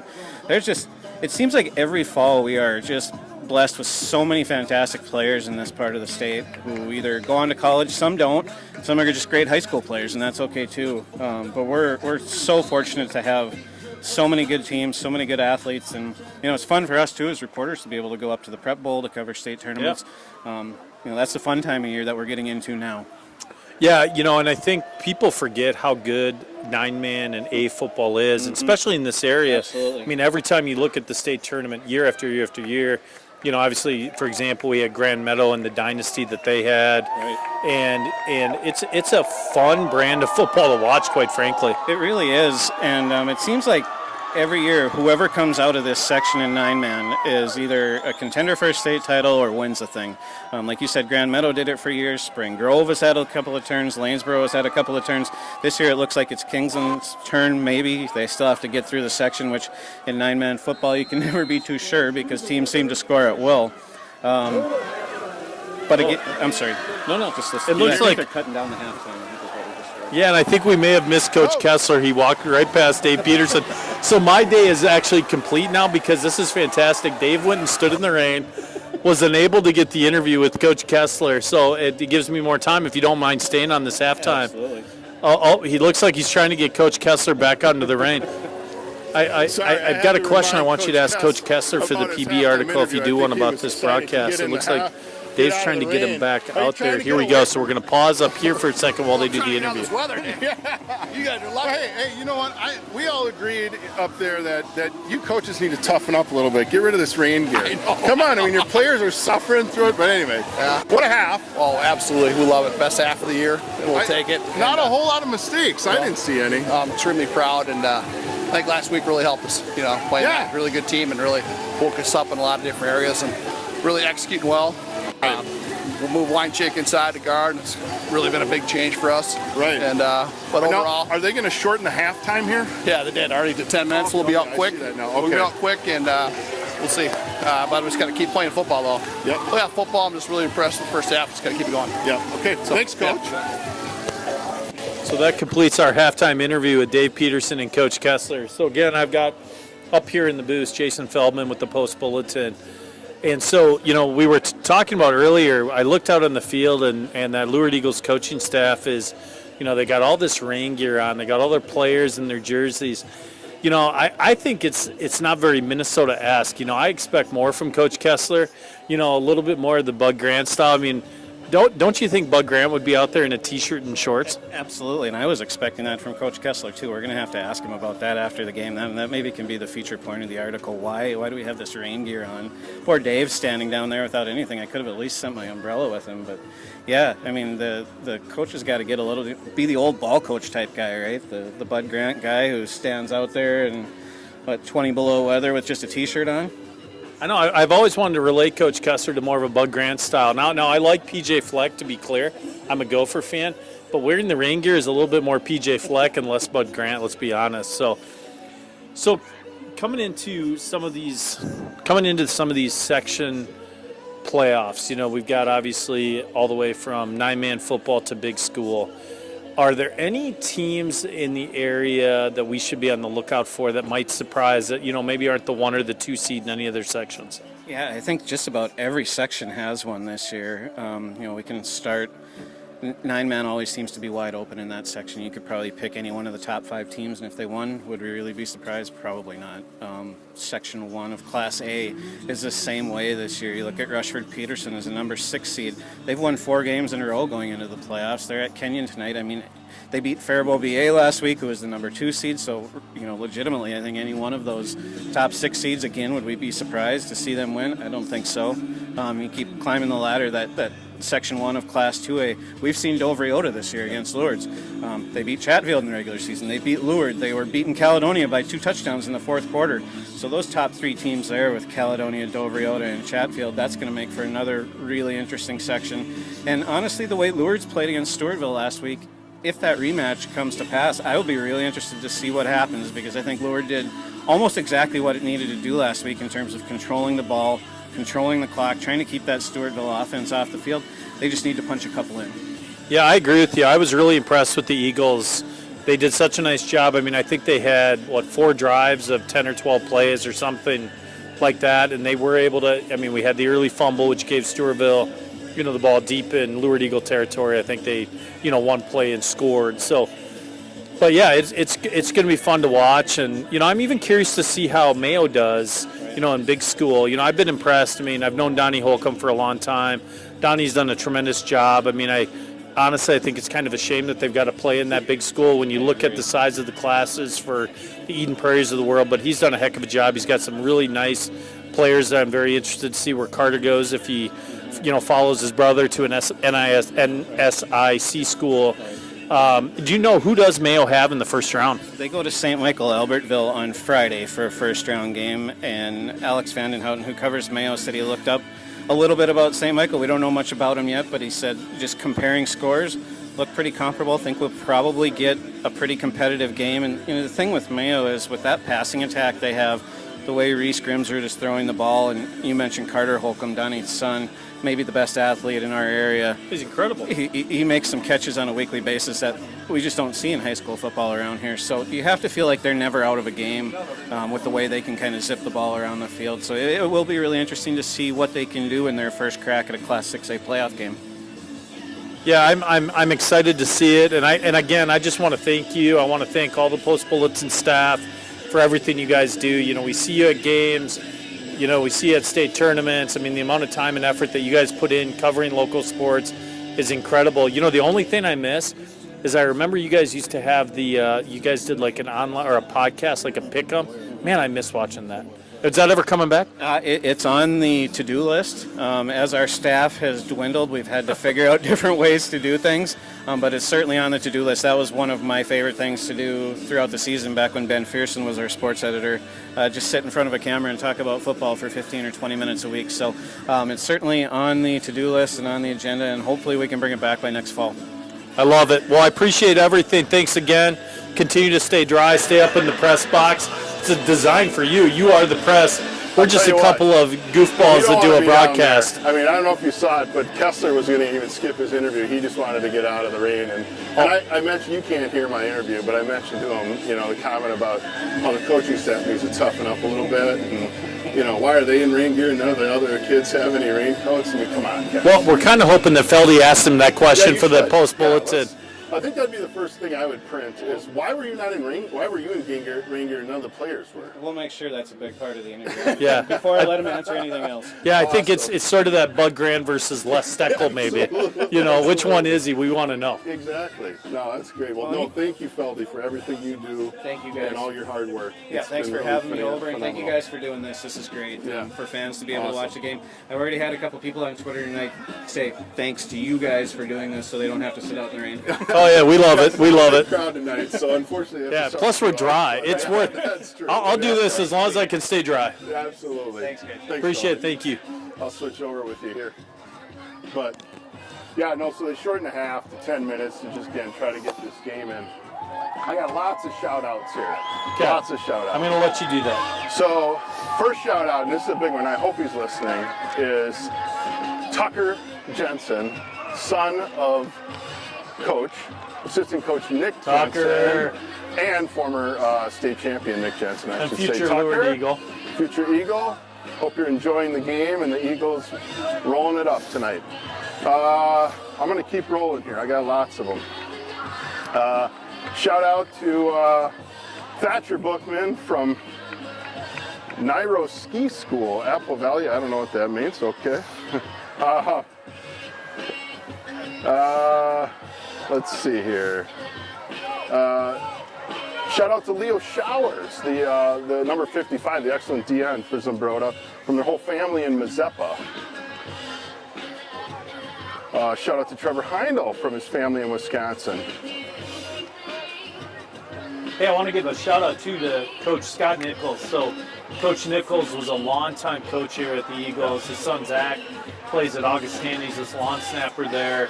They just had a big victory this week against Minnesota State. They're undefeated, are they not? They will, yeah. I know the Huber kid plays there, and the guy who at least gets me somewhat seeing right. I follow him on Twitter. Ty and his son playing great football there, it sounds like. So. But Scott was a longtime coach here, great defensive coordinator, great football mind. He's there watching from home, and I know Zach's tuned into some of the games. I think last year he gave us a shout out when they were up at, I think, Concordia Moorhead preparing for a game or somewhere like that. So, or they were up in the Great Northwest preparing. Yeah, so. well, the Norsemen, is that right? Is it the Augustana? Yeah, are they the Norsemen? Or is it just the Norse? Or the Norse? I can't remember. I don't know if it's like Luther, which is the Luther Might Norse. Be Norse. Shout out to Maria, Coach, and I guess Coach Big Ben Witter. This is from Southern California. This is the Chad. If you remember a couple weeks ago, the Chad. Great to have you in sunny Southern Clearly I was just with Coach Witter on Saturday at again, I just want to repeat the great goal for victory over the Iowa Hawkeyes. The clear-cut victory. Clear-cut victory. I mean, again, 2 yards of offense in the second half. I think it was 12 now. Was it 12? Oh, they get like 10 on that last We don't want to deprive them of 10 extra yards. That was before the That had nothing to do with their loss. That their offense is historically bad, by the way. Historically. And again, probably not appropriate for a YouTube broadcast, but there's an Iowa Hawkeye fan that's on. Who's the Pat McAfee show? I got to grab one other thing. The shout out bit. Oh, looks like I got another shout out that came in on Bergman's phone here, Mr. John Bergman, which that's going to be the next shout out. This is a shout out to Trevor. This is Deacon Langsdale's uncle. Matt's brother, Matt Langsdale's brother, in New Jersey, and he wants to talk about, what is this? He loves the broadcast and wants to talk to you about his kid's school in Ridgewood, New Jersey. I don't know how they do it. I think he wants to probably figure out how we do it thanks to Bergman. I think so. We've always tried to figure out where Deacon gets his athleticism. We've thought it was Jamie. That's a possibility. What it is. We know it's not from Matt, but it could be from his brother out there. Because there are genetic skips, and Matt might have been one of them. Well, and his brother got all of it. And, I believe it's his son, and I may be wrong, Ryder Langsdale, who's a football player at Lafayette University. That sounds right. And I think Yeah. they just got into the top 25. He's an offensive tackle there. Impressive young player. In fact, I was talking to Matt about it at some point, and I think he was one of the most highly rated offensive tackles in the country at one point. So Really? yeah, Oh, he's like he's PFF rating? yeah, Well, and that's so he's great. done a great job Well, out there. And you know, you speak about this broadcast. I mean, we ought to just like grab this camera and turn it around. I mean, won't do the it. production, he won't let us do it. He won't do it. And he But I tell you what, he was a legit football player, and he would hurt me, I think. And he's in t-shirts and a short, the way Coach Kessler should be out in the Yeah, rain. he's pretty tough. He's yeah. pretty tough. But this broadcast, I mean, Clarity Filmworks, John Bergman, and you know the work he puts into this. I mean, I try to get here an hour early, and he's already been here for probably 2 hours So- before that. So I'm watching the field. I suspect they may have called the game at 35-0 at the half. I do know that the Cannon Falls game was called at the half due to lightning. I don't know if that's what's Interesting. happening. I can't quite tell. We're going to have to get a report from our Either that athletic or else it's director, getting, Coach Kessler. it's- Trying to get someone's attention down on the field to understand what the plan is, or if there was lightning and we're going into a lightning delay. I'm not 100% sure. We'll have to find out here. I see that Eric Larson, our athletic director, is out at near midfield with the officials. Yeah, it sounds like it's a 30. 30-minute lightning delay. The Cannon Falls game was called. I'll try to get a few scores Yeah, here. my understanding. I'm going to switch spots with you again, Dave. Yep. Sorry, thank you. Yeah, my understanding is the Cannon Falls game was called for lightning. They were up, I believe. Oh, we just got. It's the Vikings, the Augustana Vikings, not the Norse. Oh, the Vikings. And I want to give a shout out to Sam Kessler, Fans, we have a 30-minute who is a Badgers fan, who will be very disappointed at the end of the season when the Gophers beat the Badgers and end up winning the Big Ten West on tiebreakers. It's crazy, but true. Yeah, Cannon Falls, at least what I'm seeing, was up 20-0 at half over Maple Lake. Let's try to get a few. Can we bring up the playoff bracket? I can't. Yeah, so but yeah, Mr. Bergman can. so you'll see on your screen the playoff bracket. Maybe we can just talk a little bit about this. So you know, the winner of this next game will play the winner of the PEM La Crescent game.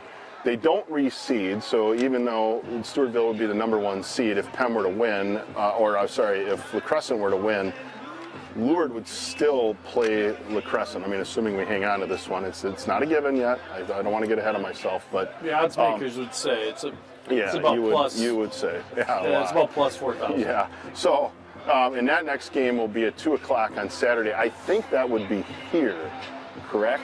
You know, it depends. So it's supposed to be at 2 o'clock now. My understanding is that sometimes there's they've had to make adjustments in the past, depending on the RCTC schedule, the availability of the field.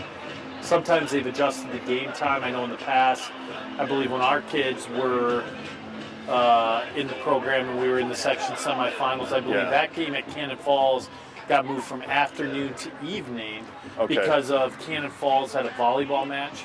So I think there's some adjustments that have to get made at times, and that's typically been the section policy to move those games back when needed, or have to find an alternative venue, which is less than ideal. Yeah, score update on that Plainview Elgin Millville game against La Crescent. I've got La Crescent up 7-6 at half. Impressive. Yeah, I wouldn't have predicted that. But low scoring. I mean, you know, in this rain too, La Crescent playing at PEM. That's impressive. Let's try to get another score. Lake City, maybe. Lake City, Pine Island. Huh. Ironically, also 7-6 at half. Pine Island leading Lake City. Interesting. How about, do you have a JM score? Ooh, John Marshall. Yeah, you got the JM in the rematch of the closely fought game. You got JM up. Looks like 14-0 in the second is the last reported score I have here. Mayo doesn't actually play till Saturday, I think. Yeah, because, you know, that's because the different. 6A tournament's different. They do that It's very a bracket, different. Yeah. so I believe they seed all teams 1 through 32 for that. Right. It's not a section and move on to the state tournament. Yeah. How about some of those? I got no 9-man Stewartville or score. AA If anybody games? has any scores like that, yeah. Yeah, you know, some of the other area scores, you've got, you know, Kingsland to the south of us is having an unbelievable season in 9-man, right? And they are up 26-0 over Lanesboro. Let's see here. Do we have a Yeah, I'm looking on my phone. a St. Charles? This I know has that game was- 0-0 Kenyon Wanamingo Rushford, but it's hard to tell when you have a score like that whether or not Yeah, it's been updated. This Minnesota score feed yeah, is an interesting program, right? And it allows people, anybody in the stands, to be able to update right. the score at any given time. So it's been a nice tool that's been available. So yeah. It really has been. But well, what we might do during this rest of this delay here is maybe sign off for just a minute, so Yeah. you don't have to listen to us. yeah, I think to everybody fill at time. home would love to have a quiet home for a brief period of time. So what we will do is we're going to sign off on our microphones. There's about 25 minutes left. We're hoping that there will not be any additional lightning, because every time there's a lightning strike, the delay starts again for 30 minutes. So we will see you back here shortly. And the Lourdes Eagles are up 35-0 at the half.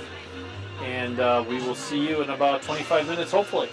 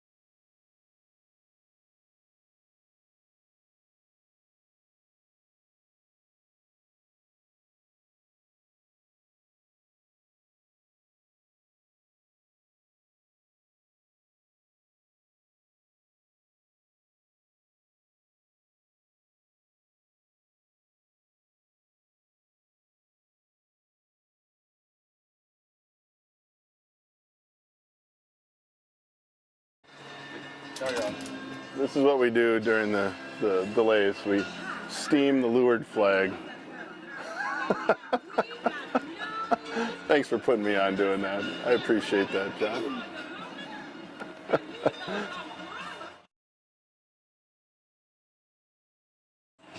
I would say it was really wrinkly before, and we had a little time to kill, so, well, you know, we got the steamer my wife brought, so we steamed the Lourdes flag. Where's your counterpart? Oh yeah, well, if there's anything that involves work, you know he'll be nowhere to be found. So, how much time we have left until the 5 minutes? Okay. Well, I better go track him down, make sure he didn't, you know, go set up camp at the concession stand or something.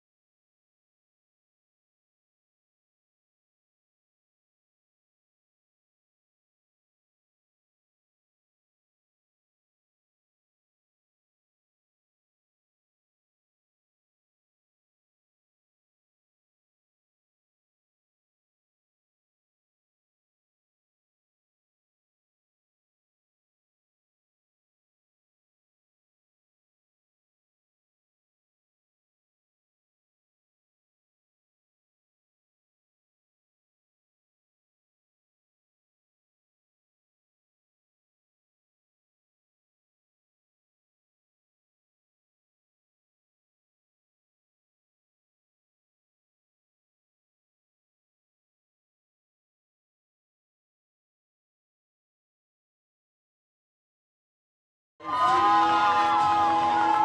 back to Rochester Regional Stadium as we get ready to start the second half after the rain delay, or lightning delay, I should say. It's let up a little bit. Hopefully we can get through this next little bit, 24 minutes of football here. We got looks like the game's going to start after we get warm-ups in. Get a little warm-up in, and then we'll get it going again. But, yeah, well, you were away. I was steaming the flag, you know. Which I think is hilarious that he caught you on camera steaming the flag. I had left. I thought the flag looked beautiful. I thought it looked great. Yeah, well. But Dave is much more particular than I am. I might so be. that part is true. I think the term is anal. But yeah, it might be. That's yeah, okay. It might That's be. okay. But I'll tell you what, now that I look at the flag, it really does look it nice. Does. It looks better. It looks better. You know, it's very, honoring our Eagles, who are up 35-0 after that first half. Yeah. You know, pretty much a dominant half by the Eagles. We ran the ball very effectively, had a nice touchdown pass to Deacon Langsdale in the end zone there at the end. Yeah. You know, it's been a really good half of football for the Eagles. Yeah, you don't. Hard to pick, you know, a whole lot of wrong that happened for the Eagles in that half, and of course for the Cougars, you know, I would, you know, the opposite is true. They really haven't gotten anything going on offense. The Eagles' defense is pretty much bottled up. That dynamic freshman quarterback, Boris. Sorry, I keep mispronouncing his name, but yeah. So hopefully the Eagles can finish things off here in the second half and make their way to the next round of the playoffs. A few more shout-outs. Shout out to Dan DeCook, who loves Lourdes football, and he's watching right now from home. So, Dan, good to have you. And the aforementioned Boris brothers from their great uncle, Gus Bradley. Shout out to Jimmy Zorn. I don't know what that is, but okay. And then a shout out to Oliver Liffrig from his family in Mazeppa, the excellent linebacker and lineman, number 52. Yeah, what a great night. I mean, obviously the rain put a little bit of a damper on it, the lightning, but you know, we're going to be able to get this game started and get this half finished. I hope. Right. You know, I know there's a few games in the area that ended due to lightning. I believe Cannon Falls game, they were up maybe 38-0, and that game had to be called due to the weather. You know, and I think that's oftentimes sort of a coach's decision. I know when at halftime I was talking to Feldy about that, when he talked about the fact that sometimes they will do that when you're dealing with adverse weather conditions. Yeah. Score update, Lake City and Pine Island all knotted up at 14 each in the third quarter. How about this one? La Crescent, Hoka up 15-6 in the fourth quarter at Plainview, and that would be, you know, the winner of this game will play the winner of that game, as we mentioned before. Well-coached team, La Crescent. Absolutely. Try to catch a couple other area scores. Quick shout out, by the way, to Will Ross, Mama, watching on the east coast of Wisconsin, and Will Ross, Uncle Denny, and Aunt Sandra watching in Tennessee. So they are loyal followers of the Lourdes Eagle broadcast, and I want to tell you how much I enjoy watching your nephew and your grandson play football. It's a pleasure to watch. And there's another off coming up, Luke, 8th grader, who is actually suited up tonight.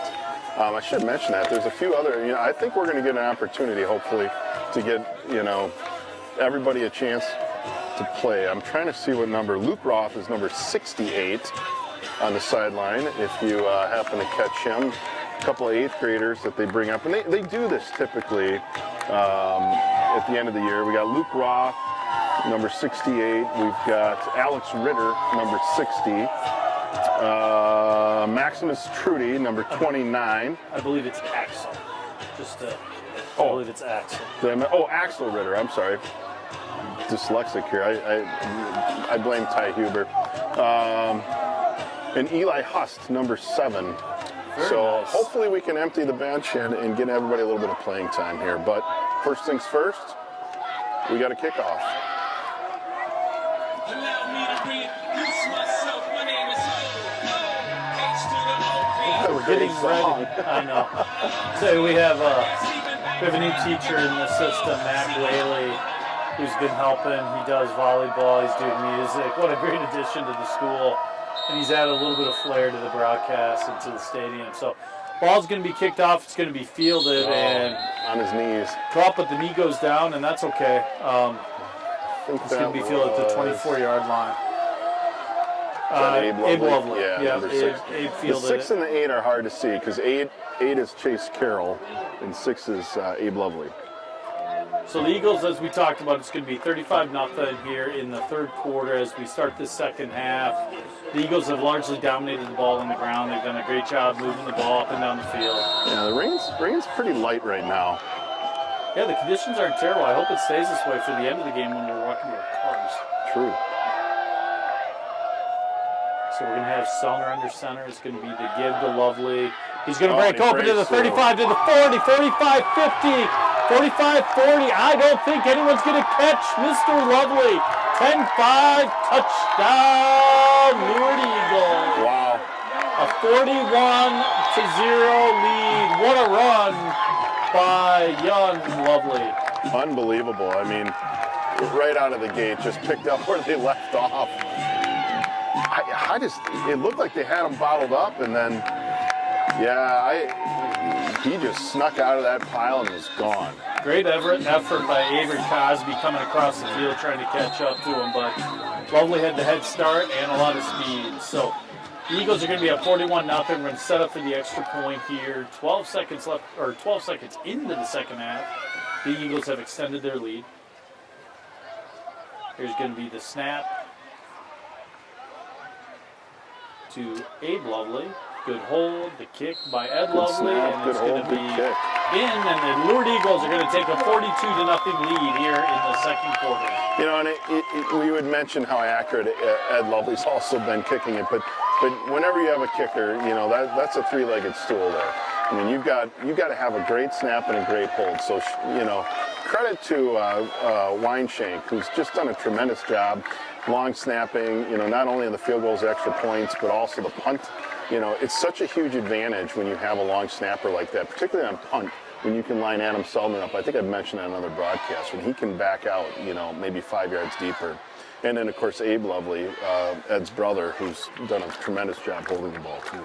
Yeah, you always want to win that special teams battle. You know, it's kind of the unsung part of the game, and, you know, it's so important. You know, you don't want to have fumbles. You can change field position, and we've been blessed with both kickers for a long time and also long snappers. We've had a lot of success at that position. Absolutely. So the Eagles are going to line up to kick from the 40-yard line. And Zumbrota is going to have the kick returners, two of them back at about the 5 to 10-yard line. You know, it was nice in the Vikings game. It was nice to have Kenny Nwangu, is that how you pronounce it, from Iowa State back and return kicks. Nwangu, I believe that's correct. Here's going to be the kick by Lovely. It's going to be fielded at about the 14-yard line. It's going to be up to the 20 to the 25. He's going to cut back. Dylan breaks through.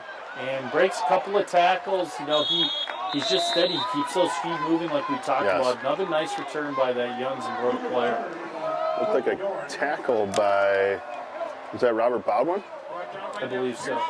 Yeah, number 33. Yeah, Baldwin, number 33. I'll tell you, Baldwin, keep an eye on him in the next coming years. Sophomore, pretty dynamic receiver and D-back in the JV games. So he ripped off about a 70-yard touchdown and on just a great catch. And I think he ran about 50 of those 70 yards. Zumbrota going to come with the trips formation to the right out of the shotgun. He's going to step back. He's got some time. There's a rush. He's got a receiver. Nice catch by, who was that there? That is that's the sophomore, Arndt. That was a nice throw and catch. Yeah, that's kind of been Boris's go-to guy. And you know, a lot of poise there for Boris because he had Will Roth just steaming down on him and stood in the pocket and made a good catch, or made a good throw and a great catch too. Yeah, he got his hands underneath the ball. Zumbrota's going to have the ball, I believe, for the first time in Lourdes Eagle territory all game at the 45-yard line. He's got two receivers right, one to the left. Here comes We're gonna Langsdale on have the a blitz. Picked it Gonna be up. a quarterback keep. There's Nice not gonna job be much by there. Weinshank. Tackle by Weinshank at the 47-yard line. It's going to be a loss of about 1. Ball carrier.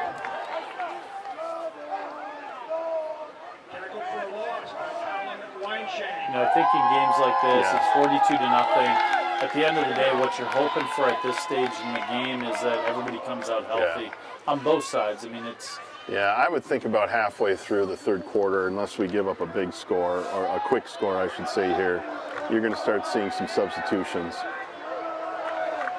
yeah, and it's as much. I mean, Coach Cutzer's great about getting those young kids into the game, but it's also it's an injury issue. You need these guys going forward.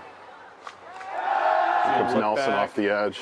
Got some pass rush. He's got the receiver. Oh. It's going to be off his pads, and it's going to be down. It's going to be 3rd down and long for the Cougars. I'm just super impressed with Boris. I mean, he's got that pressure coming on the backside. And he just feels it and steps up and delivers a nice ball. I mean, I know the conditions aren't great to catch that, but wow. Impressive quarterback. So yeah, he found a little bit of soft spot in the zone there. It's going to be 10-9 left to go. It's going to be 3rd down and 12 at the 47-yard line.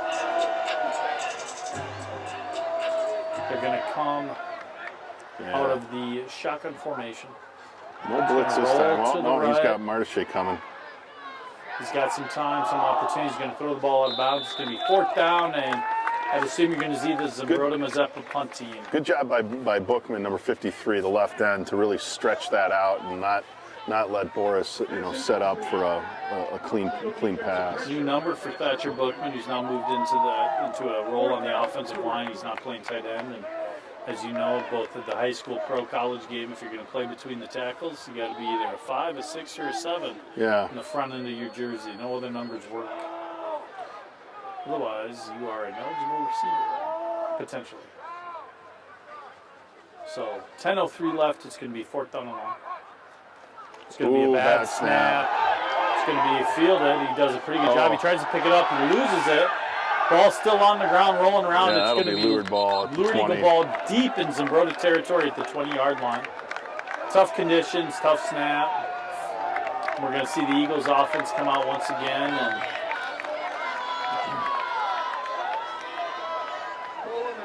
Eagles are going to have the ball at the 20-yard line in the red zone to start this drive.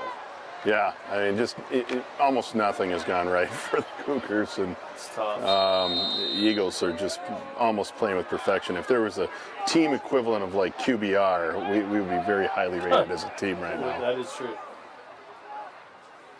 So Selner under center is going to be given to Ken Ballou. There's not going to be much there in the ground. He's only going to gain about 1 or 2. He's going to be taken down, and one of the things you see with that play is why we see subs at this point in the game, right? Yeah, so you're seeing the backs getting subbed out here, Lovely and a Kinbaloo, and no need to get those guys hurt Yeah, we're at this going to have point in the Sutton game. Fix come into the game at fullback, and we are going to have Max Peterson come in at tailback in the Lourdes offense. I believe we still have Adam Sellners out there at the quarterback position. We're going to have 2nd down and 9, only a gain of 1 as the Eagles line up with 9:15 left to go in the 3rd quarter. It's going to be the snap. It's going to be given to Peterson. Peterson fumbles, but he picks up his own fumble, so it's going to be 3rd down and 11. Recovered the ball. Couldn't tell. It was a little hard from here. Just not a clean exchange. Hard to see if it was Max's fault or if it was Adam's fault. As that clock continues to run, I anticipate that the Eagles are going to keep the ball on the ground to allow that clock to continue to go. Yeah, you wonder, if you. Well, let's see what happens with the play here before. We're letting that clock tick down. So it's going to be give to Peterson. Nice run up the middle. He's going to be down after a gain of about 4 or 5. We're going to have 4th down and long. Do you kick the field goal here? I'm a little surprised they don't try for the field just to get a little bit of practice. Not. I suppose. Robert Baldwin come in. Yeah, I think partially field conditions, right? You got a slippery surface. You got plant foot issues. That's true. This isn't like the pros where they carry multiple different levels of spikes to be able to really dig in. So we're going to have fourth down and about 5. I think it's actually more like 7. It's going to be a tough pitch. Peterson is able to recover the Adam pitch. just got hit on the pitch, and it's just turnover on downs here. Turnover on downs, and Zumbrota going to have the ball. First down and 10 with 7:47 left. Shout out to the Cougars and coaching staff from Astoria, Oregon. Yeah, I think I have a couple of shout-outs here as well. Shout out to Jonathan Bergman from his sisters in North Carolina cheering. Shout out to the Nelson brothers, Eric and Jack, from their great aunt Peg. Okay, in a second I'm gonna do a shout-out here. And Boris is still in. He's gonna look. He's got some time. He's got a receiver in the middle. It's gonna be tipped, picked off by intercepted Nelson. by Eric Nelson. He's gonna be down to the 15-yard line. Well, Aunt Peg, I hope you stayed up to watch that one. So that was great. A shout out here to Peter Fornia, and want to again, a shout out to John Bergman for the broadcast. And I wanted to say we got a great photo of the Center Street Singers. They were in rehearsal. They got a photo of the game up on the screen. How great! They're watching. How great is that? And by the way, if you ever had a chance to listen to the Center Street Hard to say. Singers, Yes. they're fantastic. They do a great job. Excellent. They really work hard at their craft, and it shows. the art side of the Eagles does an incredible job. The band, the choir, all those entities are absolutely tremendous and enjoy to listen to. So we're going to have second down, Selner on the keep. I think we're going to continue to see some guys coming into the game, some substitutions here. Yeah, here comes Michael Seeger, number 14, coming in at wide out.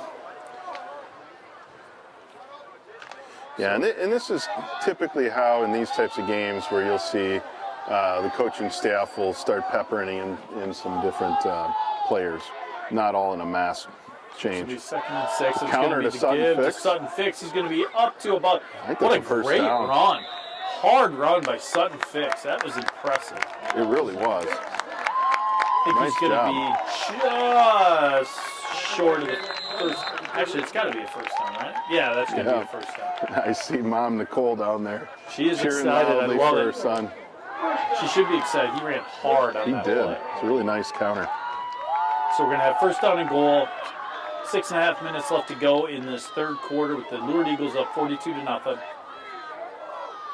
Selmer remains under center. Takes the snap to give to Max Peterson. He's going to be met by a swarm of Zumbrota-Mazeppa defensive players. We're going to have second down and goal as that clock continues to roll. The rain is all but stopped. I mean, there's a little bit still. It's a bit of a sprinkle right now, mist. Maybe slightly more than a mist. Yeah, it's in, and we should say it'll be running clock all of fourth quarter, which will go pretty quick. It will be, so long as we maintain a lead of at least, 35 points, or is I think it it's 34? Is it 35? I think it's 35. So it's going to be second down and goal. We're going to see the give to Max Peterson. I think he's going to get in the end zone. Now it's going to be a Lourdes Eagle touchdown. Max Peterson and the Lourdes Eagles take a 48-0 lead here midway through the third quarter. Yeah, no, just a nice job by the Eagles punching it in, and I know Max will be happy. Well, he should be. That was a good run, and he now has one more touchdown than his father ever had in high school football. Not true. How many did you have in high school football? In varsity, I had 2, and both were pick sixes. Really? Now this is true story. No, I actually believe you. You're Okay. not one to fib, and I'm a little shocked. I'm trying to get my hands around it. Outside linebacker. That's impressive.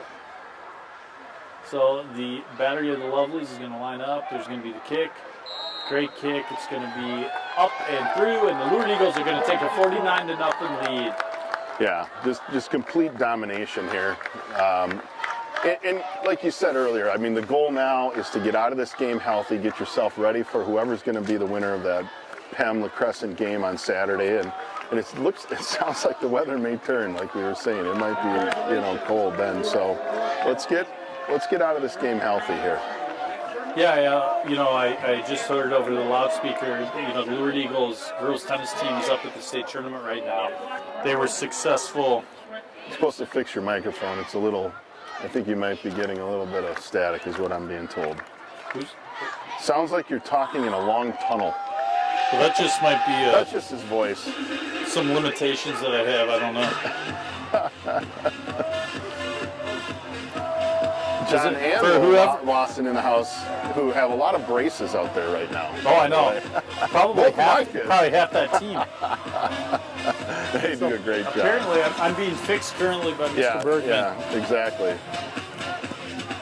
Let's be honest. Andrew's He's even high fluffing maintenance. up my shirt. Yeah, he is high maintenance. I make the maroon and gold look good. I'm just saying. That's all. Hey, I am not going to agree with So that. hopefully I don't sound like I'm in a tunnel anymore. Whoever was able to send that shout out. So the Eagles are going to kick off. That ball is going to slide into the end zone for a touchback. And Zumbrota is going to get the ball at their own 20-yard line here.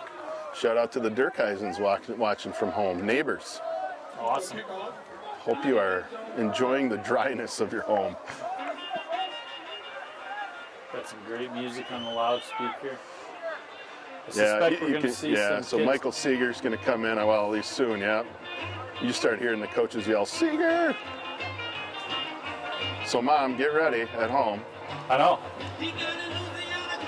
She's watching with a very dejected Iowa Hawkeye and San Francisco 49er fan. Yeah, I think that's a bad idea. I just would probably stay away from, Hawkeye fans for about a week. I think it's interesting she's an Iowa fan and a 49ers fan, and Brock Purdy's from Iowa State. But That's true. there's going to be the give. It's going to be a gain of about 2 or 3 yards. Not Is much there on that the Dorn ground. still, or is that Clinworth? Clinworth, the senior. We got And Abe Lovely and Michael Seeger both coming into the game here. and this is always a tough part of the season when you lose that last game and you're a senior. It's that last moment. I remember last year, when we lost to Pem and that Caden Peters and just how dynamic he was. But so Gabe Quinones also coming into the game. So you got Baldwin down at the bottom of your screen at corner. Quinones just next to him in the slot, playing kind of a nickel back I there. will continue to maintain that is a 4-3 defense, and he is playing outside linebacker. It really is. So that is going to be 3rd down and You a got nice stop. Abe Lovely in the game, and here comes a whole cadre of different. We got Jake Geiner. Destin Olson, number 87. You see the cast on him there. He's been playing with that for a few weeks. He's got a bright future. Alex Watched Wright. him at the JV level just have some dominant performances. None of the hearts. I mean, again, we talk about numbers Yeah, issues. Jack Nelson, that's Eric Nelson's younger brother, coming in at the left corner. So we're going to have 3rd down and long with 4:22 left to go on the clock. He's going to drop back. He's going to look left. He's got a receiver down the field. Nice job. That was a nice throw. Threw that ball up into coverage. Ben Gunhus, senior wide receiver, number 7, going up to get that one. You got in on the line right now for the Eagles. You have from left end or towards right end. You've got Zach Geyer, and then Jacob Geyer, no relation, different spelling. Michael Love at the right tackle and Destin Olson at the right end. Zumbrota is going to continue out of that shotgun formation. He's going to have the keep. He's going to go up the middle. Nice run. He's going to be taken down after a gain of about 7. It's going to be 2nd down and 3 or 4. Combo tackle there by Chase Carroll, and it wasn't Abe Lovely. George Brown said it was Abe Lovely. It was Robert Baldwin. We got Silas Peterson coming into the game. He's coming in at right defensive end. We're going to have 2nd down and about 4, give or take. The range line continues to come down, albeit much lighter than before. It's going to be the give up the middle. Nice run by Zumbrota. He's going to gain a first down. They're going to be in Lourdes Eagle territory again for the second time. Yeah, I mean, Coach Rash, you know, credit to him. He's given his seniors some opportunities here. Dustin Olson's coming back in the game for Zach Geyer. Here comes Sam Week, number 76, coming in at right guard for Geyer. Or right tackle, I should say. First down and 10. Zumbrota got the ball at the Lourdes Eagle 29. Nice job by Zumbrota. They blocked that up well. Some opportunity there. You know, and for these young guys coming in, you know, this is an opportunity for them to see what, hey, this is what it's like. They're playing against the starters. You got to get a taste of it. You got to see what it's like and see what you can do. Oh, this is great experience. I mean, this is why the kids work hard all week during practice, whether you're on the second team or scout team, whatever you do, and you work for these opportunities. It's going to be the give. Clinworth, yeah. Nice run. They're just dominating up front right now. But you know, you'd expect that. Right now, Zumbrota still has the vast majority of their starters in the game. So, you know, there should be no surprise. I think Chris Simonson is coming into the game. Yeah, 66. Simonson coming in, subbing out for Week. Yeah, and these are primarily, you know, sophomores, freshmen. Yeah. That's what's great about it. They're getting an opportunity and some playoff atmosphere and playoff football. And look how far split out number 7 is, Gunhus. He's almost out of bounds. And Zumbrota's going to run the ball up the middle. They are going to score. So it's going to take it's now going to be the Lourdes Eagles 49, Zumbrota-Mazeppa Cougars 6. Looks like they're going to bring in their extra point team versus going for a 2-point conversion. We're going to have 1:27 left to go in the third quarter here. Shout out to Michael Seeger coming in from his grandma and grandpa Detloff, watching from Lamar's, Iowa. There's a lot of Lamar's, Iowa connections. No. Is that the ice cream place? Lamar's, maybe. I mean, they've had some good sports. That is caught by the Eagle. No, you can't return it. It's return not it. like college or pros, right? No, you can't. You cannot convert the conversion the other way. But I can tell you that is the first time in the history of football I have ever seen that happen. On an extra point, a ball that was not blocked nor hit the ground, actually caught by our defense. So Michael Seeger may have done something that I have never seen in football. So that was interesting. Yeah. Usually when you see somebody catching a field goal attempt, they're attempting about a 45-yarder or 50-yarder or longer in the pros. You know, nice job by the Cougars. You know, obviously their season's coming to an end here. For those seniors to end at least a bit on a positive note. Clinworth with a nice series there, running the ball. I really like to hear that sound. We hear the sirens of law enforcement coming down pretty fast on the highway outside. It's going to be kind of kicked up. It's going to be fielded by Caleb Kimbaloo at the 25-yard line. He's going to cut back across the field. He's going to get tackled about the 24-25. And we're going to see the Lourdes Eagles take control of the football here, up 49-6 with about 1:20 left to go in this third quarter. And we're going to see a lot of substitutions here. Second team offense. You know, your fullback is going to be number 22, Michael Sieve, who had just checked in, along with, and the tailback, Lucas Brooks. We've talked about him in the past, and you know, and it looks like quarterback. It's Abe Lovely, number 6, is going to be a quarterback. Line from left tackle to right, I believe you're going to have. Is it Christopher Johnson? I can't tell left tackle. I know. Seeger's down at the bottom of your screen, a receiver. Broda's coming up in some press coverage. It's going to be the handoff. We're going to gain maybe 1 on the play. Yeah, so I'm trying. It's so hard for me to see the line. I think it's Alex Wright, number 56. Christopher Tweet is coming to the game. So is Jack Nelson, I believe. Yeah, so on the line, yeah. So I think it's Alex Wright, Jr., left tackle. I think left guard is Jacob Geyer, number 58, if I could see right. Center is Silas Peterson. Right guard, I think, is Christopher Simonson, and right tackle is a Coleman Young. Could you please reset the play clock to 25 seconds? We're going to see the old pump it up motion that you see in the NFL. That's right. It's going to get one more play here in the third quarter as the Lourdes Eagles line up. I don't think they're, in any rush or multiple plays in this quarter. Yeah, I mean they got 9 guys in the box. Nice little run, couple nice little cuts by our tailback there. Who did you say is in the tailback? Lucas Brooks? That's Lucas Brooks. He is an athletic young man. I love watching him during those B-Squad games. That's fast. So that's going to be the end of the third quarter with the Lourdes Eagles up 49-6 over the Zumbrota-Mazeppa Cougars. You will see by operation of MSHSL rules that this fourth quarter will have a running clock, which I'm guessing for all the fans in the stadium and for the players that they do not mind that at this stage. Shout out to Steve and Sharon Love watching from, how do you pronounce that? Okay, I think that's Homosassa, Florida. Florida. I'll just say Florida. Where is that? So if they're still listening to the broadcast post shout out, I'm curious to know where that is. I have no idea. No idea. I'm going to try to get a few more scores while we're in the break here. See if I can get an update on that.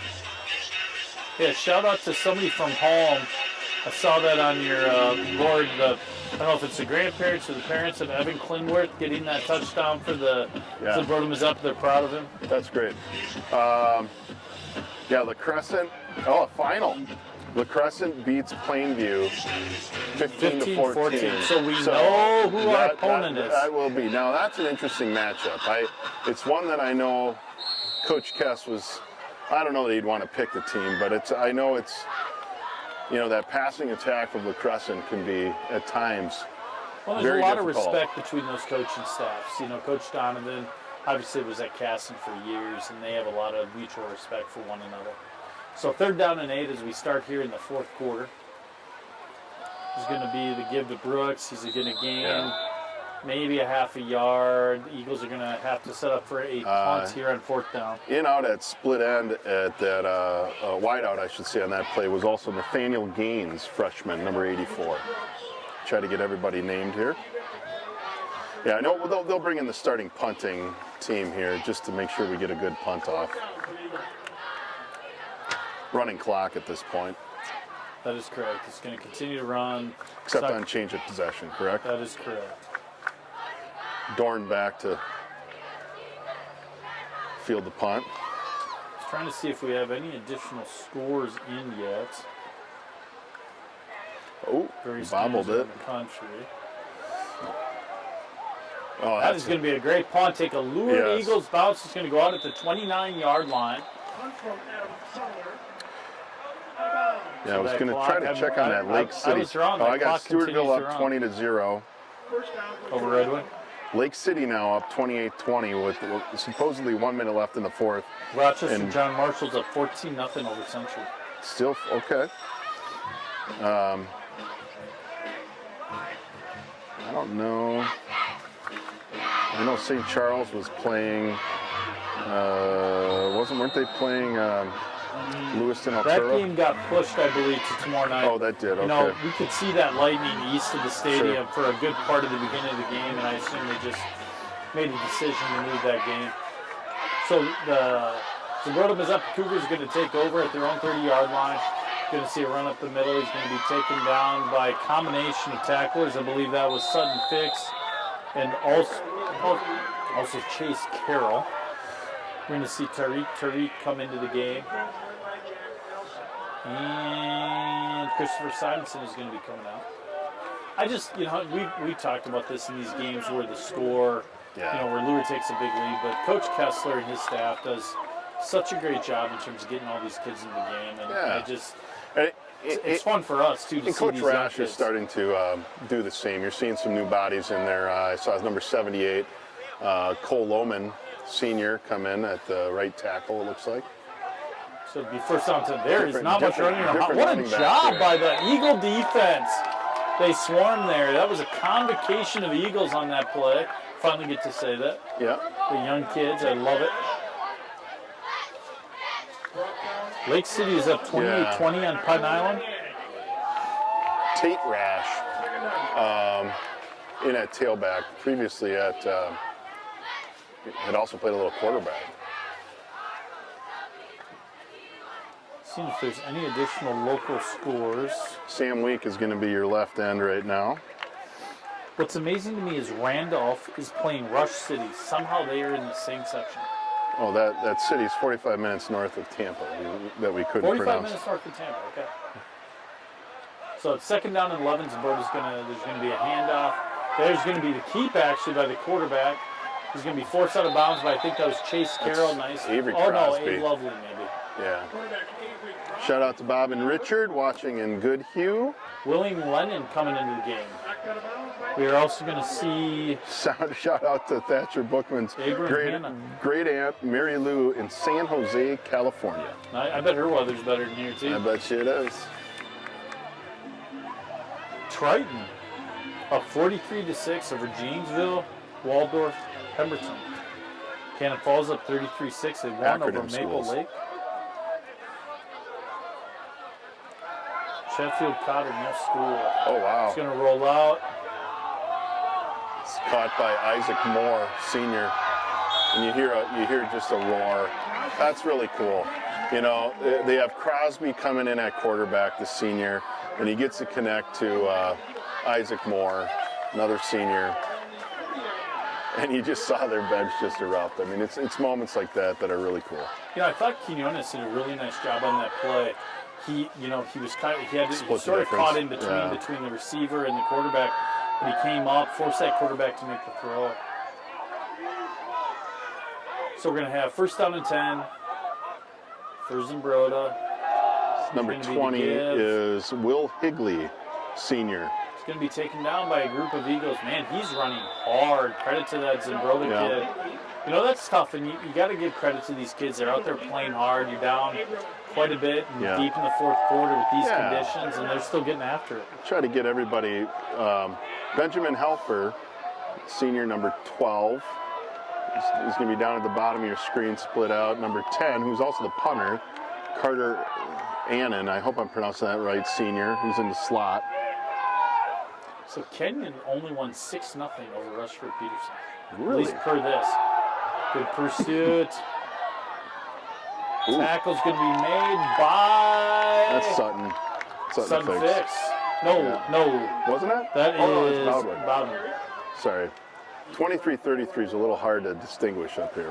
But so Jack Nestler is coming into the game, number 31. We're getting all these subs are getting in. Sam Wackel into the game, number 12.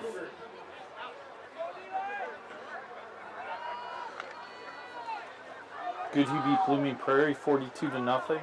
Let's see, who else on the line here do I have for Zumbrota? I'll try to get their names announced as well. It's going to be first down and 10 for the Cougars. Ball is sort of fumbled. Nice recovery by the quarterback. Does a nice That's job. Carter. That's Crosby. I mean, Avery Crosby. On the back end, then we had Sam Wackel coming back and making the tackle there. Nice job, Wackel. Number 24, did we mention Abram Hanna? Abram Hanna, yes. Yeah, number 24. He was in at.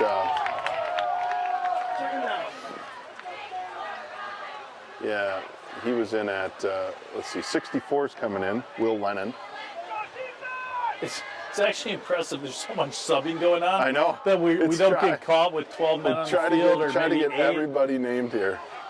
Number 12. Oh, that's Wackel. Yeah. Okay, Nice job by our Destin. D-line. Destin Olson. Number 35, also in the game, Daniel Makua for the Eagles. Kingsland is currently up on Lanesboro 46-0. Wow. 46-0. So it's going to be first down and 10 for Zumbrota. Down 49-6 here late in the fourth quarter. The rain is picking up again. The center is now Wyatt Warwig Jr. for It's going to be the for give. the Cougars. Great job by our linebackers coming up and making the stick. Eli Huss. That's an 8th grader there. I love it. Yeah. Coming up from the safety position.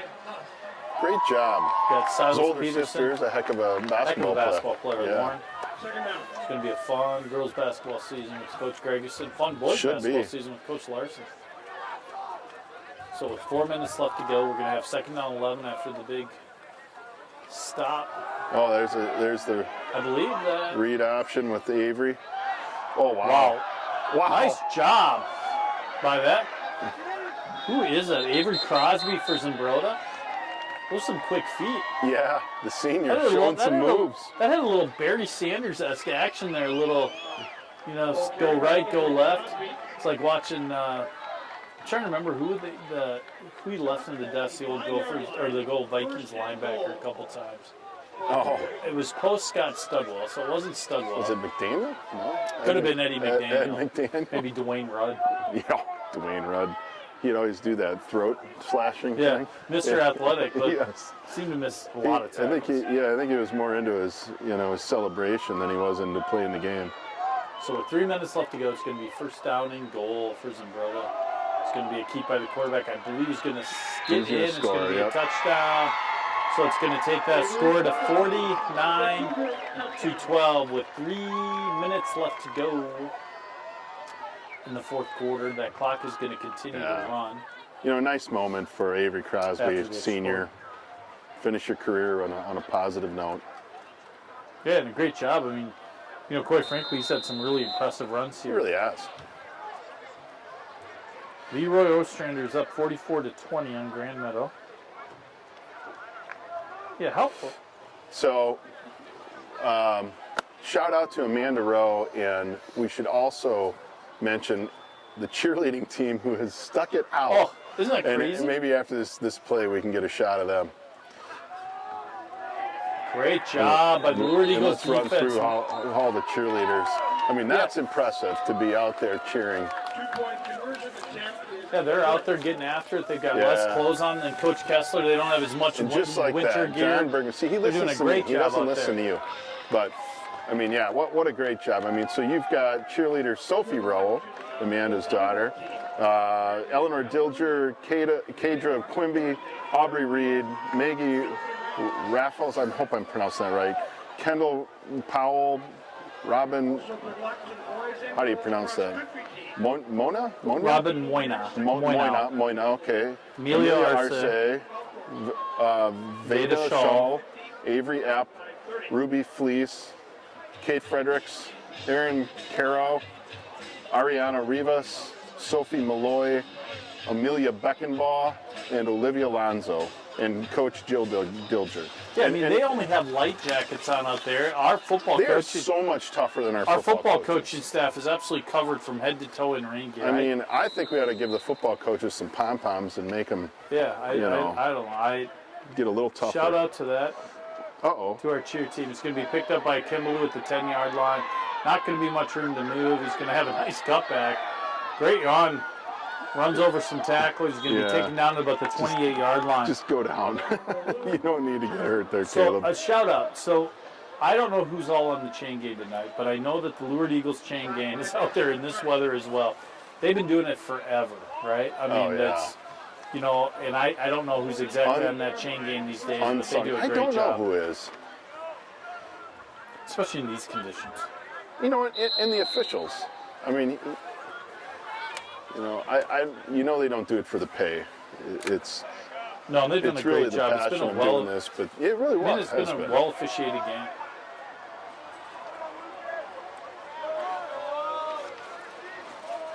Can't quite tell if there have been any additional substitutions. So Yeah, no, I think it looks like Steve and Chase Carroll is Chase the Carroll's the quarterback. quarterback. Yep. there's going to be the give to Lucas Brooks. Should mention the managers: Patrick Streiflin, Grace Boyson, and Reese Espeseth. Espeseth.